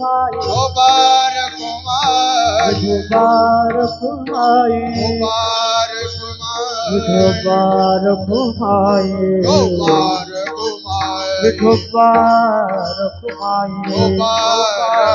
विठोबा रखुमाई, विठोबा रखुमाई,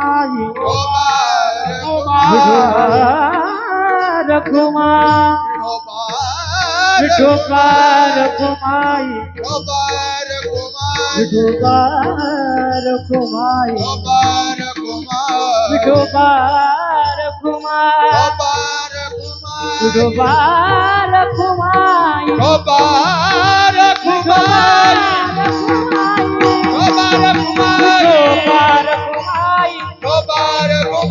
टाळी टाळी. हात हात हात.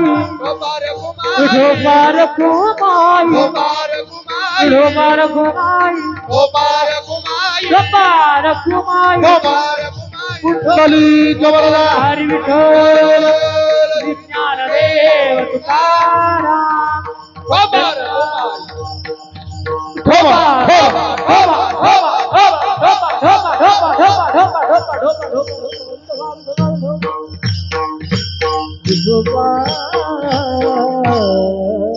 सांगा म्हटले ते दत्त प्रभू कुठे अवतीर्ण झालेले आहे. कुणाच्या घरी दत्त भगवंत आले तर सांगताय की या भूतलावरती एक अत्यंत पवित्र आणि पतिव्रता नारी आहे, जिचं नाव आहे अनुसया. अनुसया मातेच्या घरी रात्री भगवंताच्या घरी स्वतः दत्त भगवंत अवतीर्ण झाले. फक्त अवतीर्ण झाले म्हणून सांगू नका, कसे अवतीर्ण झाले ते सांगा. तर त्याची कथा सांगत असताना दरवर्षी आपण श्रवण करत असतो. आपल्याकडे अजून 10 मिनिटं आहेत. 10 मिनिटं आहेत. मला सांगितलं की ब्राह्मणदेव आतमधनं आले की त्यांनी इशारा केला की आपले भगवंत अवतीर्ण होणार आहेत. सर्वांना फुलं भेटलेली आहेत, 10 मिनिटाची सेवा बाकी आहे. म्हटले अनुसय्या माता ज्या आहेत त्या परमपतिव्रता आहेत महाराज. पतिव्रता धर्मामध्ये एवढं सामर्थ्य आहे की पतीची मता अनुसरोनी पतिव्रता. खऱ्या अर्थाने पतिव्रता जी आहे ती भगवंतावरती सत्ता गाजवते महाराज. तुका म्हणे पतिव्रता तिची देवा सत्ता, तिची देवावरी सत्ता, तिची देवावरी सत्ता. तुका म्हणे पतिव्रता तिची देवावरी सत्ता, तिची देवावरी सत्ता, तिची देवावरी सत्ता. तुका म्हणे पतिव्रता तिची देवावरी. जी पतिव्रता नारी आहे तिची देवावरती सत्ता आहे. भगवान परमात्मा सुद्धा तिचा ऐकतात महाराज. पतिव्रता धर्म जो आहे त्याच्यासारखा श्रेष्ठ धर्म या भूतलावरती दुसरा नाही. अनेक उदाहरणं आपल्याला माहिती आहे. ज्यावेळेस लक्ष्मणजींना शक्ती लागली, प्रश्न पडला की काय केलं म्हणजे लक्ष्मणजी बरे होतील. म्हटले असं करा, वैद्याला बोलवा. कुठल्या वैद्याला बोलवावं? म्हटले सुषेण लंकेत. मग काय केलं पाहिजे? त्याला जाऊन आणावं. हनुमंतराय त्या ठिकाणी गेले, त्याला घेऊन आले. म्हटले अरे बाबा लक्ष्मणाला शक्ती लागली, काय करावं? म्हटले या ठिकाणी औषध आणायचंय. कुठून? पर्वतावरून. बर कोण जाणार पर्वतावर औषध आणायला? म्हटले कोणी नाही. हनुमंतरायाशिवाय दुसरं कोण आहे? हनुमंतराय द्रोणागिरीवरती गेले. त्या ठिकाणी औषध कुठे माहित नाही, पर्वतच उचलला महाराज. येत असताना भरताने पाहिलं कुणीतरी मोठा पर्वत घेऊन चालला. निश्चित माझ्या रामप्रभूंना मारण्यासाठी चालला असेल. जागेवरून बाण सोडला. रामनामाचा बाण होता. हनुमंतराय पाया पडले, खाली उतरले. उतरल्याच्या नंतर विचारलं कोण? मी हनुमंत आहे. कशासाठी चालले? लक्ष्मणाला शक्ती लागली. बर मग आता जर मी लवकर गेलो नाही तर लक्ष्मण बरा होणार नाही. आणि सुषेणने सांगितलंय सूर्योदय होण्याच्या अगोदर आलं पाहिजे. आता तुम्ही माझा वेळ खर्ची घातला, आता सूर्योदय होईल, लक्ष्मण बरा होणार नाही. त्यावेळेस लक्ष्मणाची पत्नी उर्मिला त्या ठिकाणी होती, जी 14 वर्ष दारामध्ये लक्ष्मणाची वाट पाहत होती. उर्मिला म्हटली चिंता करू नका, सूर्योदय झाल्याच्या नंतर औषध काम करणार नाही ना. खबरदार जर सूर्य उगवला तर सूर्याला तुम्ही उगवू देणार नाही महाराज. हे सामर्थ्य गुणाचं आहे एका पतिव्रता नारी. पतिव्रतेसारखं सामर्थ्यवान कुणी नाही. दुसरी अजून एक कथा सांगता. शांडिल्याची सर्वांना माहिती आहे. शांडिल्य जी आहे ती आपल्या बहिणीला म्हटली का ग मला ही पतिव्रता बनायचंय, काय करावं लागेल? ती म्हटली पतिव्रता बनायचं असेल तर लग्न करावं लागेल, बाकी काही करावं लागत नाही. लग्न केलं की पतिव्रता बनते. बरं ठीक आहे, मी लग्न करते. कसं करू? काही नाही, ते भोलेबाबांचं मंदिर आहे. जो पहिला कुणी दर्शनाला येईल त्याच्या गळ्यात हार टाक, तो तुझा पती आणि तू त्याची पत्नी. शांडिल्य मंदिरामध्ये गेली. त्या ठिकाणी भोलेबाबांचं मंदिर होतं. सोमवार होता. सकाळी सकाळी एक भिकारी कुष्ठरोगी भोलेबाबांच्या दर्शनाला. शांडिल्याने पाहिलं की अरे भोलेबाबाच्या दर्शनाला कोणीतरी आलंय. आणि बहिणीने सांगितलं गळ्यात हार टाक. तिने त्याच्या गळ्यामध्ये हार टाकला. मनी हेमंत त्याला आपलं पती म्हणून समजलं आणि पाया पडली. आजपासून तुम्ही माझे पती आणि मी तुमची पत्नी. बर बर पती आहे का? हो म्हटले पती. मग काही नाही, आजपासून मी तुमची सेवा करणार, पतिव्रता धर्माचं पालन करणार. वा उचल मला म्हटलं. कुष्ठरोग झालेला होता, एका टोपलीत ठेवलं, उचलल्याच्या नंतर त्याने गप चालावं ना, गप बसावं ना, त्याच्यामध्ये तो बसेना महाराज. इकडं तिकडं खोड्या करायला. एवढ्यामध्ये जाताना त्याला एका गणिकेचं घर दिसलं. त्याने त्या गणिकेला पाहिलं आणि बायकोला म्हणतो का ग तू पतिव्रता आहे ना? हो. पतीचं ऐकते ना? हो. मग माझी अशी इच्छा आहे या गणिकेबरोबर एक दिवस एक रात्र मला राहता आलं. ती शांडिल्य म्हटली काही हरकत नाही, आता पतीची इच्छा आहे, पतिव्रता धर्माचं पालन करायचंय, चिंता करू नका. पण मनात विचार करते की अरे आपण म्हटलोय चिंता करू नका, काही हरकत नाही, पण त्या गणिकेने स्वीकार केला पाहिजे ना. म्हणून त्या गणिकेच्या घरी जाऊन रोज पहाटे तिच्या दारामध्ये सेवा करते. गणिका विचार करते माझ्या घरी कोण सारवत असेल, कोण झाडून काढत असेल. एक दिवस असा झाला की सकाळी उठली हात धरला. ए कोण तू? कशासाठी आली? काही नाही, फक्त तुझी सेवा. असं नाही विनाकारण कोणी सेवा करणार नाही. काय पाहिजे? काही नाही. माझे पती दिसतात का? हो. तो रोगी का? हा तो रोगी माझा पती. मग त्याला तुझ्याबरोबर एक दिवस एक रात्र राहायचंय. ती म्हटली अरे पण त्याच्याबरोबर मी का राहू? मनात विचार करते रोग्याबरोबर कशाला राहायचंय, पण परत मनात भाव आला नाही. अखंड हिने भगवंताची सेवा केली आहे, अखंड हिने पतीची सेवा केली, ही पतिव्रत आहे. तिचं जर आपण ऐकलं तर काही पुण्य आपल्या पदरामध्ये पडेल. म्हणून ती गणिका म्हणते काही हरकत नाही, तुझ्या पतीला माझ्याकडे घेऊन ये, मी त्या ठिकाणी त्याच्याबरोबर एक दिवस एक रात्र. आता तरी गप्प बसावं ना. माय बापांनो जेव्हा टोपली घेऊन त्याला घेऊन येत होती, येत असताना त्या ठिकाणी एक ऋषी होते ज्यांचं नाव आहे मांडव्य ऋषी, ज्यांना शुळावर देण्यात आलं होतं. बुधद्वारातनं तो शूळ पोटामध्ये शिरला होता. आता गपी यावं ना, येता येता त्यांना धक्का दिला. कुणी? त्या रोग्याने धक्का दिल्याबरोबर तो पोटामध्ये शूळ लागला मला. अत्यंत वेदना झाल्या आणि त्यांनी शाप दिला, ज्याने कोणी मला धक्का दिला असेल तो सूर्य उगवल्याबरोबर गत प्राण होईल, देह संपेल. तिने विचार केला शांडिल्याने, अरे मी आता कुठं पतिव्रता बनतो, आता कुठं पतीची सेवा करायची, पती देणार ठरवलं तिने. बास आता मी सूर्यालाच उगू देणार नाही. त्या ठिकाणी सूर्य तिने उगूच दिला नाही. सगळ्यांना प्रश्न पडला, सूर्यच उगवला नाही तर आता कसं होईल, ही पृथ्वी कशी चालेल? म्हटले मग हिला समजून सांगण्यासाठी हिच्यापेक्षा मोठी पतिव्रता आणावी लागेल. मग कोण आणावी?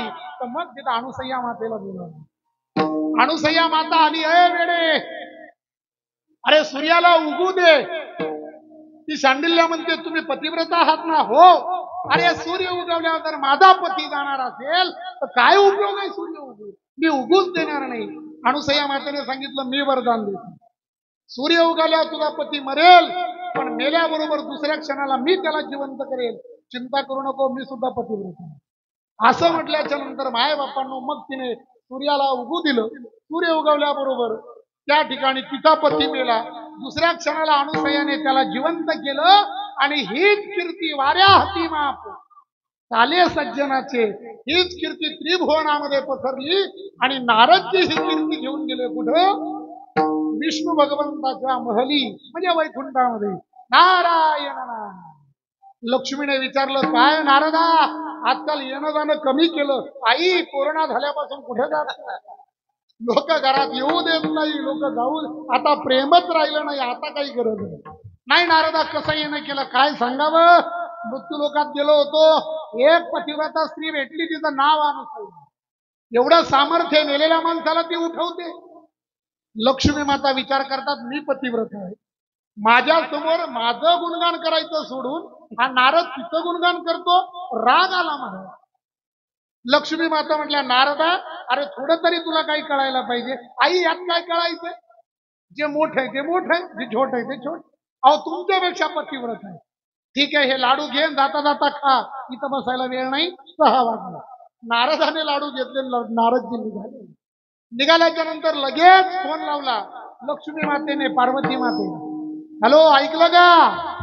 अगं आपल्यापेक्षा मोठी पतिव्रता आली आहे. कुठं? मृत्यू लोक. तिने लगेच फोन लावला, कुठं? सावित्रीला. ऐकलं का? आपल्यापेक्षा मोठी पतिव्रता आहे. कुठं? मृत्यू लोक. बरं मग आता हिची सत्व परीक्षा पाहिली पाहिजे. कशी पाहावी? आपण तर पाहू शकत नाही, मग आपल्या यांना लावा कामाला. आणि मग भगवान परमात्म्याला त्या ठिकाणी महाराज रुसून बसल्या. कोण? लक्ष्मी माता, पार्वती माता आणि सावित्री माता रुसून बसली. आता बायको रुसल्याच्या नंतर ज्याचे लग्न झाले त्यांना माहिती, ज्यांचे झालेच नाही त्यांना काय माहिती, कशा प्रकारचं दुःख असतं ज्याची त्याला माहिती. रुसून बसले. भगवान परमात्मा गेले, ओ ऐकलं का देवी? नाही नाही, तुम्हाला बोलायचं नाही. का? तुम्ही कपटी. अरे कपटी त्याला म्हणतात जो आतून काळा बाहेरून काळा. मी काय कपट केलं? काही नाही, आमच्यापेक्षा मोठी पतिव्रता आली आहे मृत्यू लोकात. बर मग का तिची परीक्षा घ्या? भोलेनाथ म्हटले ते माझं काम नाही. नाही नाही, जावंच लागेल. भोलेनाथांनी विष्णू भगवंताला विचारलं, अहो तुमच्या घरची काय खबर? ही खबर आहे की तुमच्या घरची. ब्रह्माजीला विचारलं, तुमच्या घरी काय? घरोघरी मातीच्या चुली येत. म्हटले चिंता करू नका. आणि मग तिघही परीक्षा घेण्यासाठी आले. कुठं? अनुसयाच्या घरी. आत्रीच्या घरी. आत्री कुठेतरी बाहेर गेलेले होते. अनुसया माता होत्या दारात येऊन तिघही ब्राह्मण वेशामध्ये उभे राहिले. आणि ब्राह्मण वेशामध्ये आल्याच्या नंतर मोठ्याने आलक लावला, आलोक निरंजन भिक्षाम देही असं म्हटल्याबरोबर त्या ठिकाणी महाराज आतून अनुसया माता बाहेर आल्या. अणुसया मातेने त्या तिघांकडे पाहिलं तर प्रत्यक्ष ब्रह्मा विष्णू महेश काय ते स्वरूप महाराज. तुम्ही विचार करा, सामान्य माणसं जर एवढी चांगली दिसतात तर भगवंत किती सुंदर दिसत असतील. राजा सुकुमार मदनाचा पुतळा रवी शशिका लोपली कस्तुरी मळवट चंदनाची उटी रुळे माळ कंठी वैजयंती मुकुट कुंडले श्रीमुख शोभले सुखाचे ओतले सकळ ही काशे सोन सळा अंगोरे पाटोळा धन निळा सावळा माई सुंदर ते ध्यान उभे विठे. ते स्वरूप पाहिलं आणि स्वरूप पाहिल्याच्या नंतर मन भरून आलं. वा देवा किती सुंदर दिसताय. मनातल्या मनात म्हटल्या. ते तिघही जण म्हटले माते भिक्षाम देही. काही हरकत नाही म्हटले, आत्ता जाते भिक्षा घेऊन. अणुसय्या माता घरामध्ये गेल्या, काहीतरी भिक्षा घेऊन येणार. एवढ्यामध्ये ते तिघही म्हटले आई अशी भिक्षा चालायची नाही. मग नग्न होऊन भिक्षा द्यावी लागेल, अंगावर वस्त्र नको. असं म्हटल्याच्या नंतर अणुसय्या मातेला कळलं अरे अरे काहीतरी गडबड आहे, काहीतरी चुकतंय म्हटले. अजून कुठंतरी प्रॉब्लेम आहे. बारीक पाहिलं तर हे साधे नाही महाराज. ब्रह्मा विष्णू महेश अणुसया मातेने पाहिलं. अणुसया माता म्हटल्या वा भाग्य, आज याच्यापेक्षा मोठं भाग्य कुठलंच नाही. दारात देवाने भिक्षा मागण्यासाठी आणि एका देवाने नाही, 3 देवाने. 3 देव जसे परब्रह्मीचे ठसे. एका कीर्तनात तसंच झालं मला. महाराज म्हटले 3 देव जसे परब्रह्मीचे ठसे. म्हणणारे म्हटले 3 देव जसे परभणीचे ससे. कारण बोलत असताना बोलण्याच्या ओघामध्ये बऱ्याच वेळा शब्द कळत नाही आणि त्याच्यामध्ये एवढा समाज एवढं दर्शनबारी गोंधळ ह्या असल्यावर कशाचा ताळमेळ नसतो. ते वारीसारखं वातावरण असतं. पण तरीही 1 मिनिट तसंही माय बापांनो त्या ठिकाणी म्हटल्या देते ना भिक्षा, काहीतरी गडबड. आणि गडबड काय हे पाहिल्याच्या नंतर कळलं हे देव आहे. आणि म्हटले मी भिक्षा द्यायला तयार आहे, विवस्त्र भिक्षा द्यायला तयार आहे, काहीच हरकत नाही, पण तुम्हाला बालक बनवलं नाही. तो क्षणी म्हटले काही हरकत नाही. तिघं ही लहान बालक झाले आणि बालक झाल्याच्या नंतर त्या ठिकाणी अणुसया माता आत गेल्या. आतमधून भिक्षा घेऊन आल्या आणि ती भिक्षा अणुसया मातेने त्यांच्या झोळीमध्ये टाकली. आणि ज्या वेळेस ती भिक्षा झोळीमध्ये टाकली अणुसया मातेचं मन भरून आलं. आणि अणुसया माता मोठ्या प्रेमाने भजन करतायत. कुठलं? दिगंबरा. अजून वेळ आहे पाहू. देव आल्याशिवाय तर आपल्याला फुलं टाकायची नाही. अजून देव येत नाही. अभंग घ्यायचा. फुलं टाकल्यावर अभंग, अगोदर अभंग घ्यायचा. धरी अवतार विश्वतारावया, धरी अवतार धरी अवतार विश्वतारावया, अवतार विश्वतारा अत्रीची अनुसया गरोदर, अत्रीची अनुसया गरोदर, अत्रीची अनुसया गरोदर.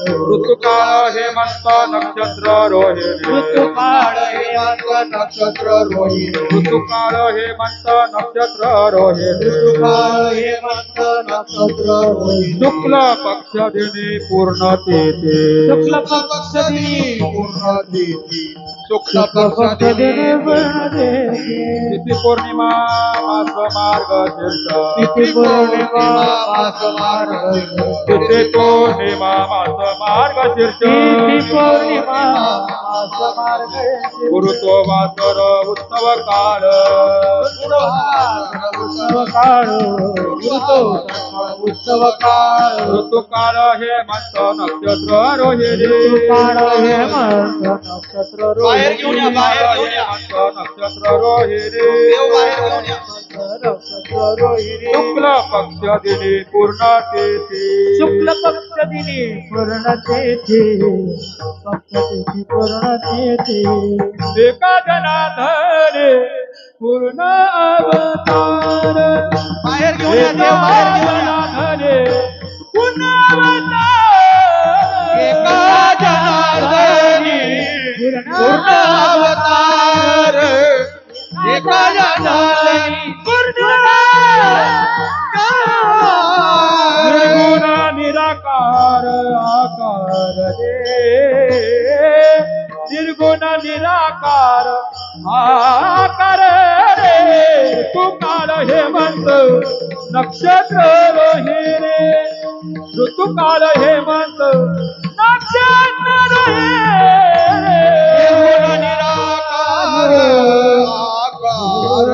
रे निर्गुण निराकार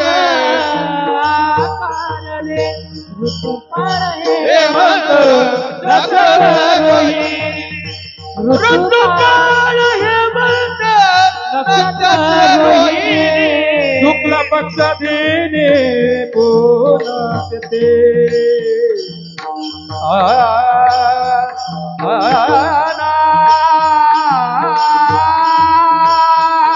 देव बाहेर घेऊन या देव बाहेर घेऊन या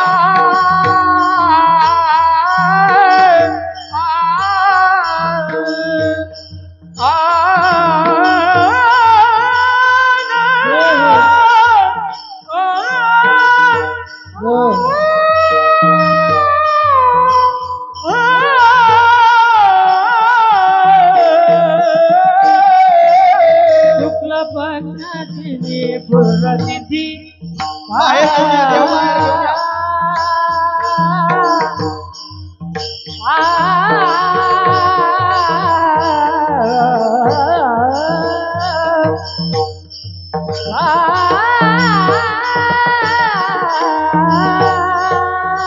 देवाना देवाना बाहेर शुक्ल पक्ष दिन शुक्ल पक्षाची शुक्ल पक्ष दिनी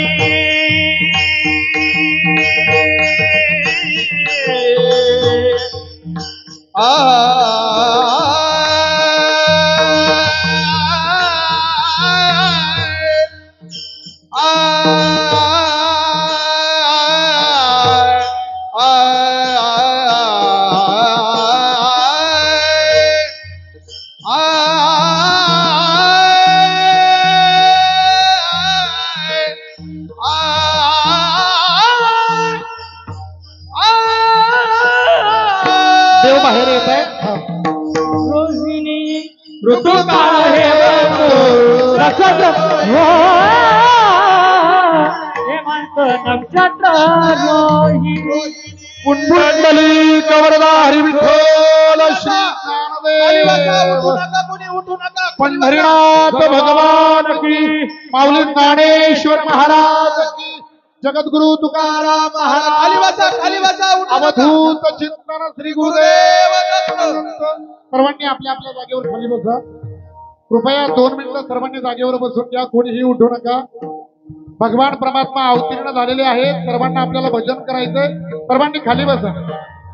बसलेल्या मंडळी सर्वांनी हात वरती करा. एकदा खाली बसा, खाली बसा, उठू नका. ज्यांना ज्यांना आवाज येतो त्यांनी हात वरती करा. सर्वांनी बाकीच्यांनी खाली बसा. सर्वांनी मोठ्या प्रेमाने भजन करायचं आहे. सर्वांनी मोठ्या खाली बसा, खाली बसा. अगोदर सर्व ट्रस्टी मंडळींचं म्हणणं आहे की खाली बसल्याशिवाय चालू करू नका. खाली बसा. खाली बसा, खाली पाळण्याजवळच्या बसा. माता माऊल्यांना विनंती आहे खाली बसा. पुरुष वर्ग इकडे उभे आहेत ते खाली बसा जरा. ज्ञानेश्वर ज्ञानराज माऊली तुकाराम ज्ञानेश्वर माऊली ज्ञानराज माऊली तुकाराम ज्ञानेश्वर माऊली ज्ञानराज माऊली तुकाराम ज्ञानेश्वर माऊली ज्ञानराज माऊली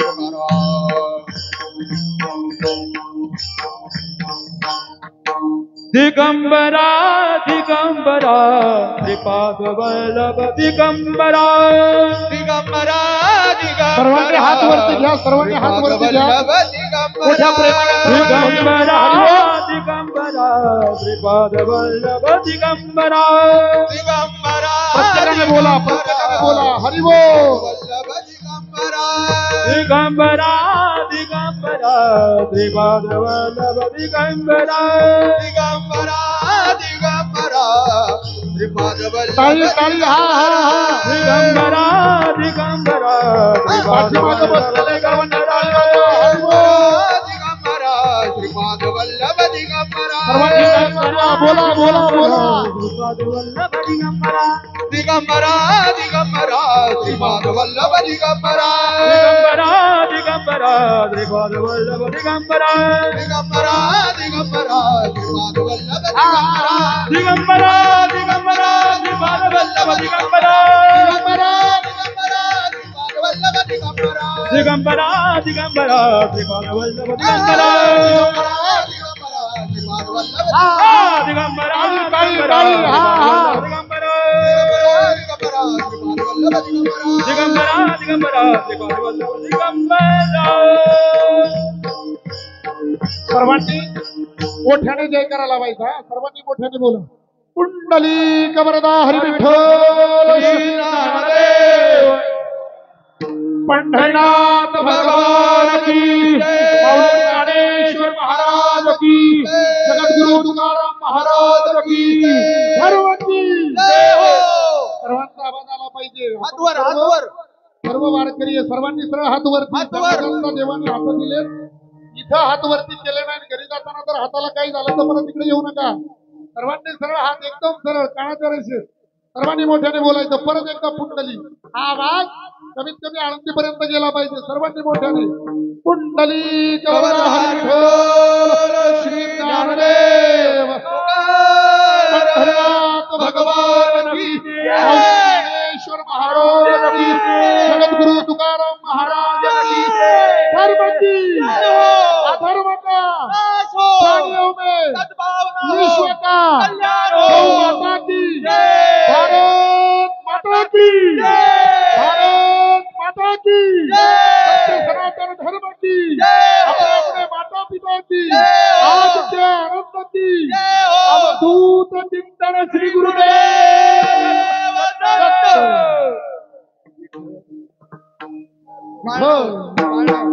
जय विठ्ठल जय बोले रे रे बोले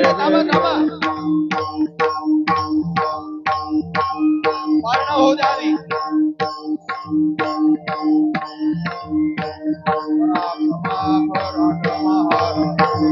हे नाही विचार अधिकार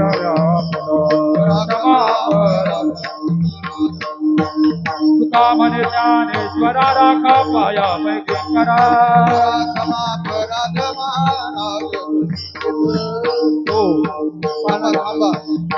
आता पाळणा होईल नंतर आरती. टाळकरी जागेवरच उभे राहा. बोला बोला. बाळा जो जो रे कुमारा दत्तात्रय अवतारा बाळा जो जो रे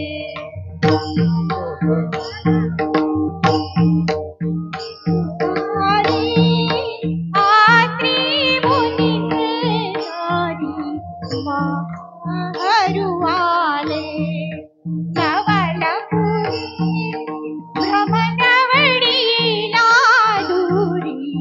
बाळा जो जो रे सुकुमारा दत्तात्रय अवतारा बाळा जो जो रे श्रीमूर्ती हो पुत्र पाहुनी हर्ष झाला से त्रिभुवनी राहे ऋषीचे सदनी बाळा जो जो रे सुकुमारा दत्तात्रय अवतारा बाळा जो जो रे मालक बांधविला तायासी निर्गुण ऋषीचे वंशी पुत्र जन्मला अविनाशी अनुसूये खुशी बाळा जो जो रे सुकुमारा दत्तात्रय अवतारा बाळा जो जो रे नामाची आधार दत्तात्रय अवतारा कृष्ण दासाची सुख थोर आनंद होतो फार बाळा जो जो रे सुकुमारा दत्तात्रय अवतारा बाळा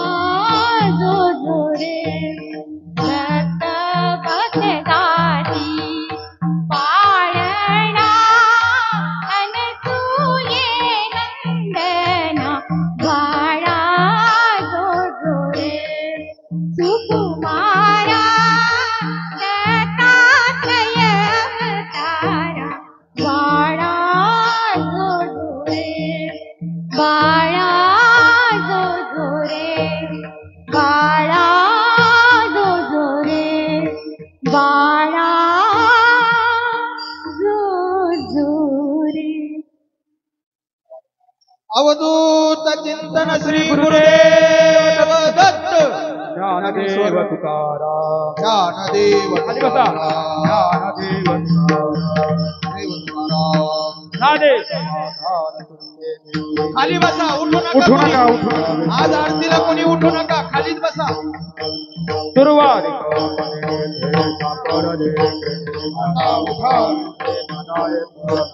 नारायण तुका म्हणे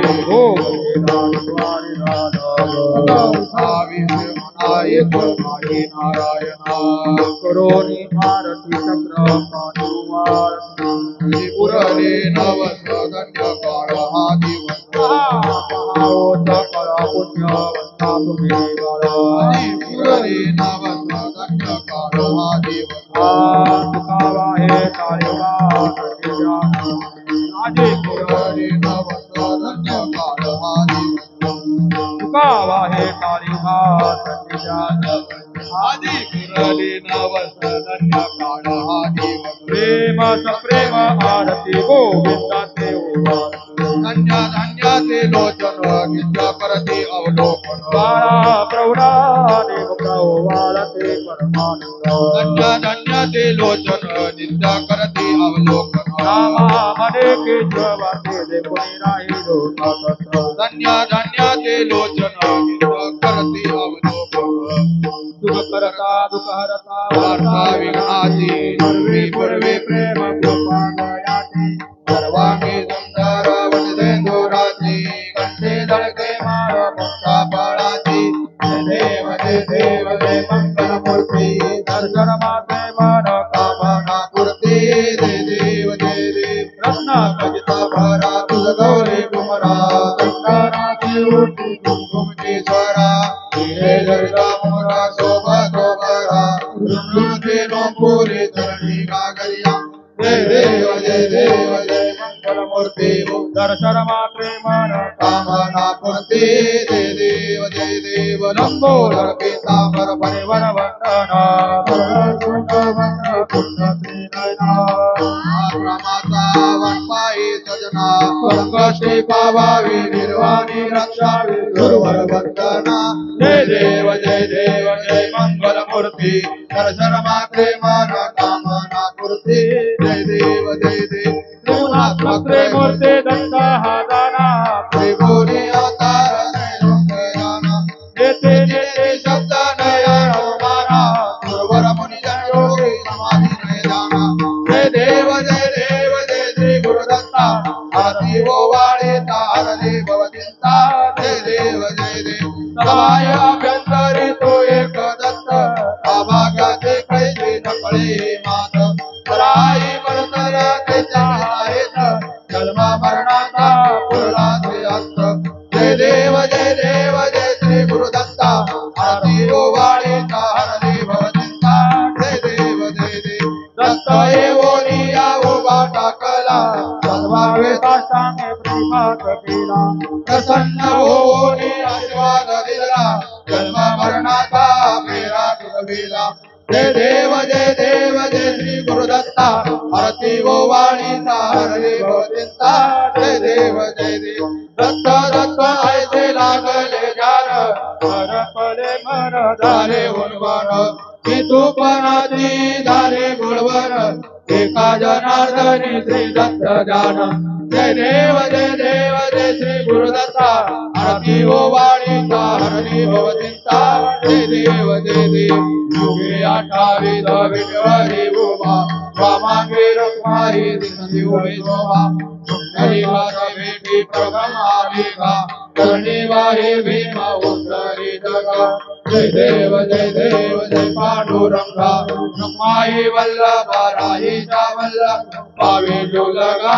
जय देव तुलसी माळा राळा करते उनकटी कासे पीतांबर करतो ललाटी देव गुरुवर निद्रेचे भेटी सर्व हनुमंत भयंभेराती जय देव जय पांडुरंगा रखमाही वल्लभा रायेचा वल्लभ भावे लगा जय देव आषाढी कार्तिकी भक्त जन येती चंद्रभागे मध्ये स्नान जे करती दर्शन हेळा माते दया होय मुक्ती विश्वासी नामदेव भावे ओवाळती जय देव जय पांडुरंगा रखमाई वल्लभा रायेचा वल्लभ भावे लगा जय देव आरती ज्ञान राजा कैवल्य देवा देवक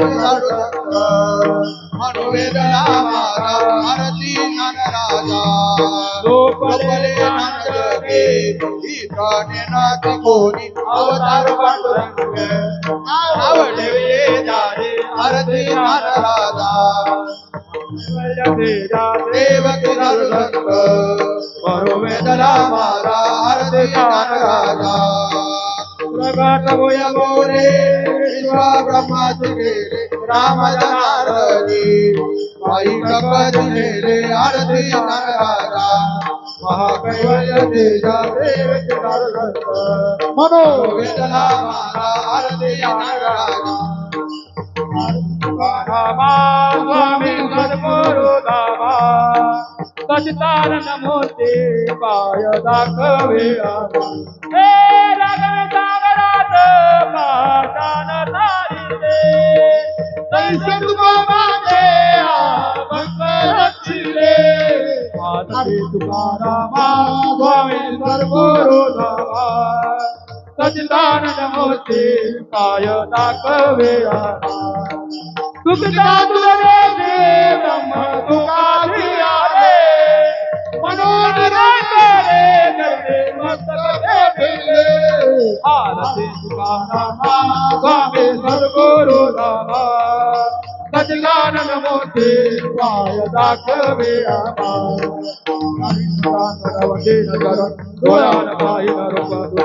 प्रेमे आलिंगन आनंद भोजन भावे हो राम विठ्ठल रूपाय गोपाल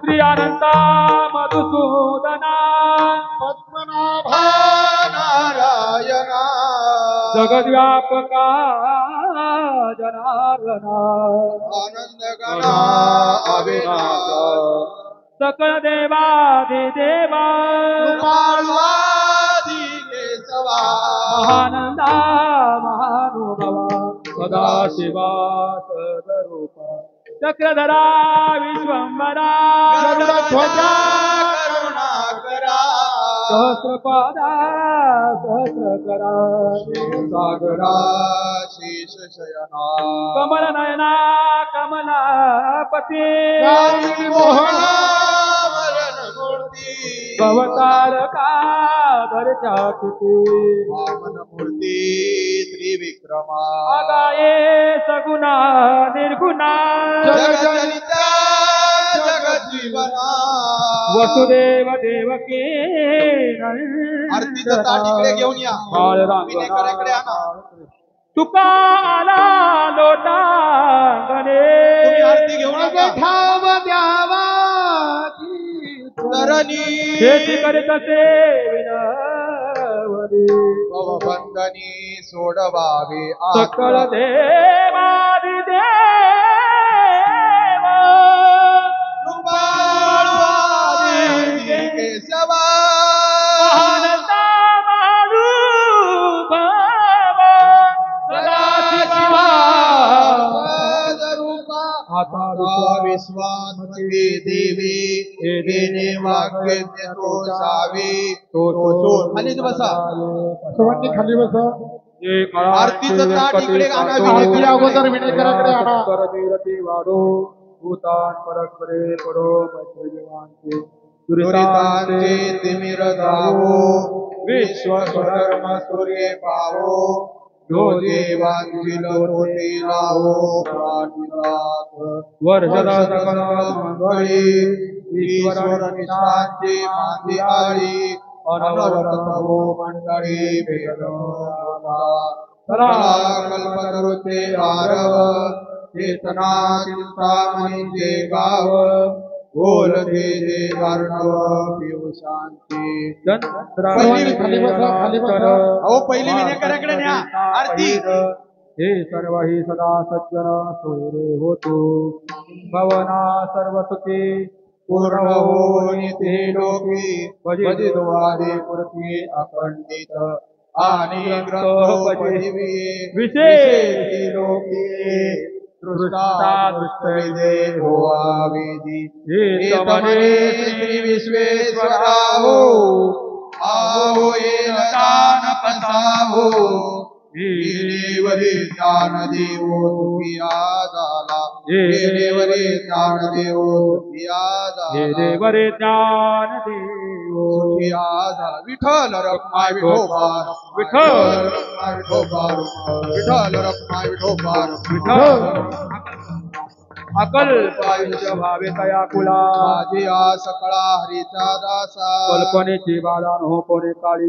ही संत मंडळी सुखी असो अहंकाराचा वरा न लागो राजसा माझी आ विष्णुदासा भाविकासी नामा म्हणे तया असावे कल्याण मुखी निदान पांडुर खाली बसा उठू नका कोणे काळे मागणे ते तुझ प्रती आहे दिसलं तरी बाहे पांडुरंगा या संसार भेट मध्ये अनेक तुझे काय नाव. तुका म्हणे आता उदार तू होय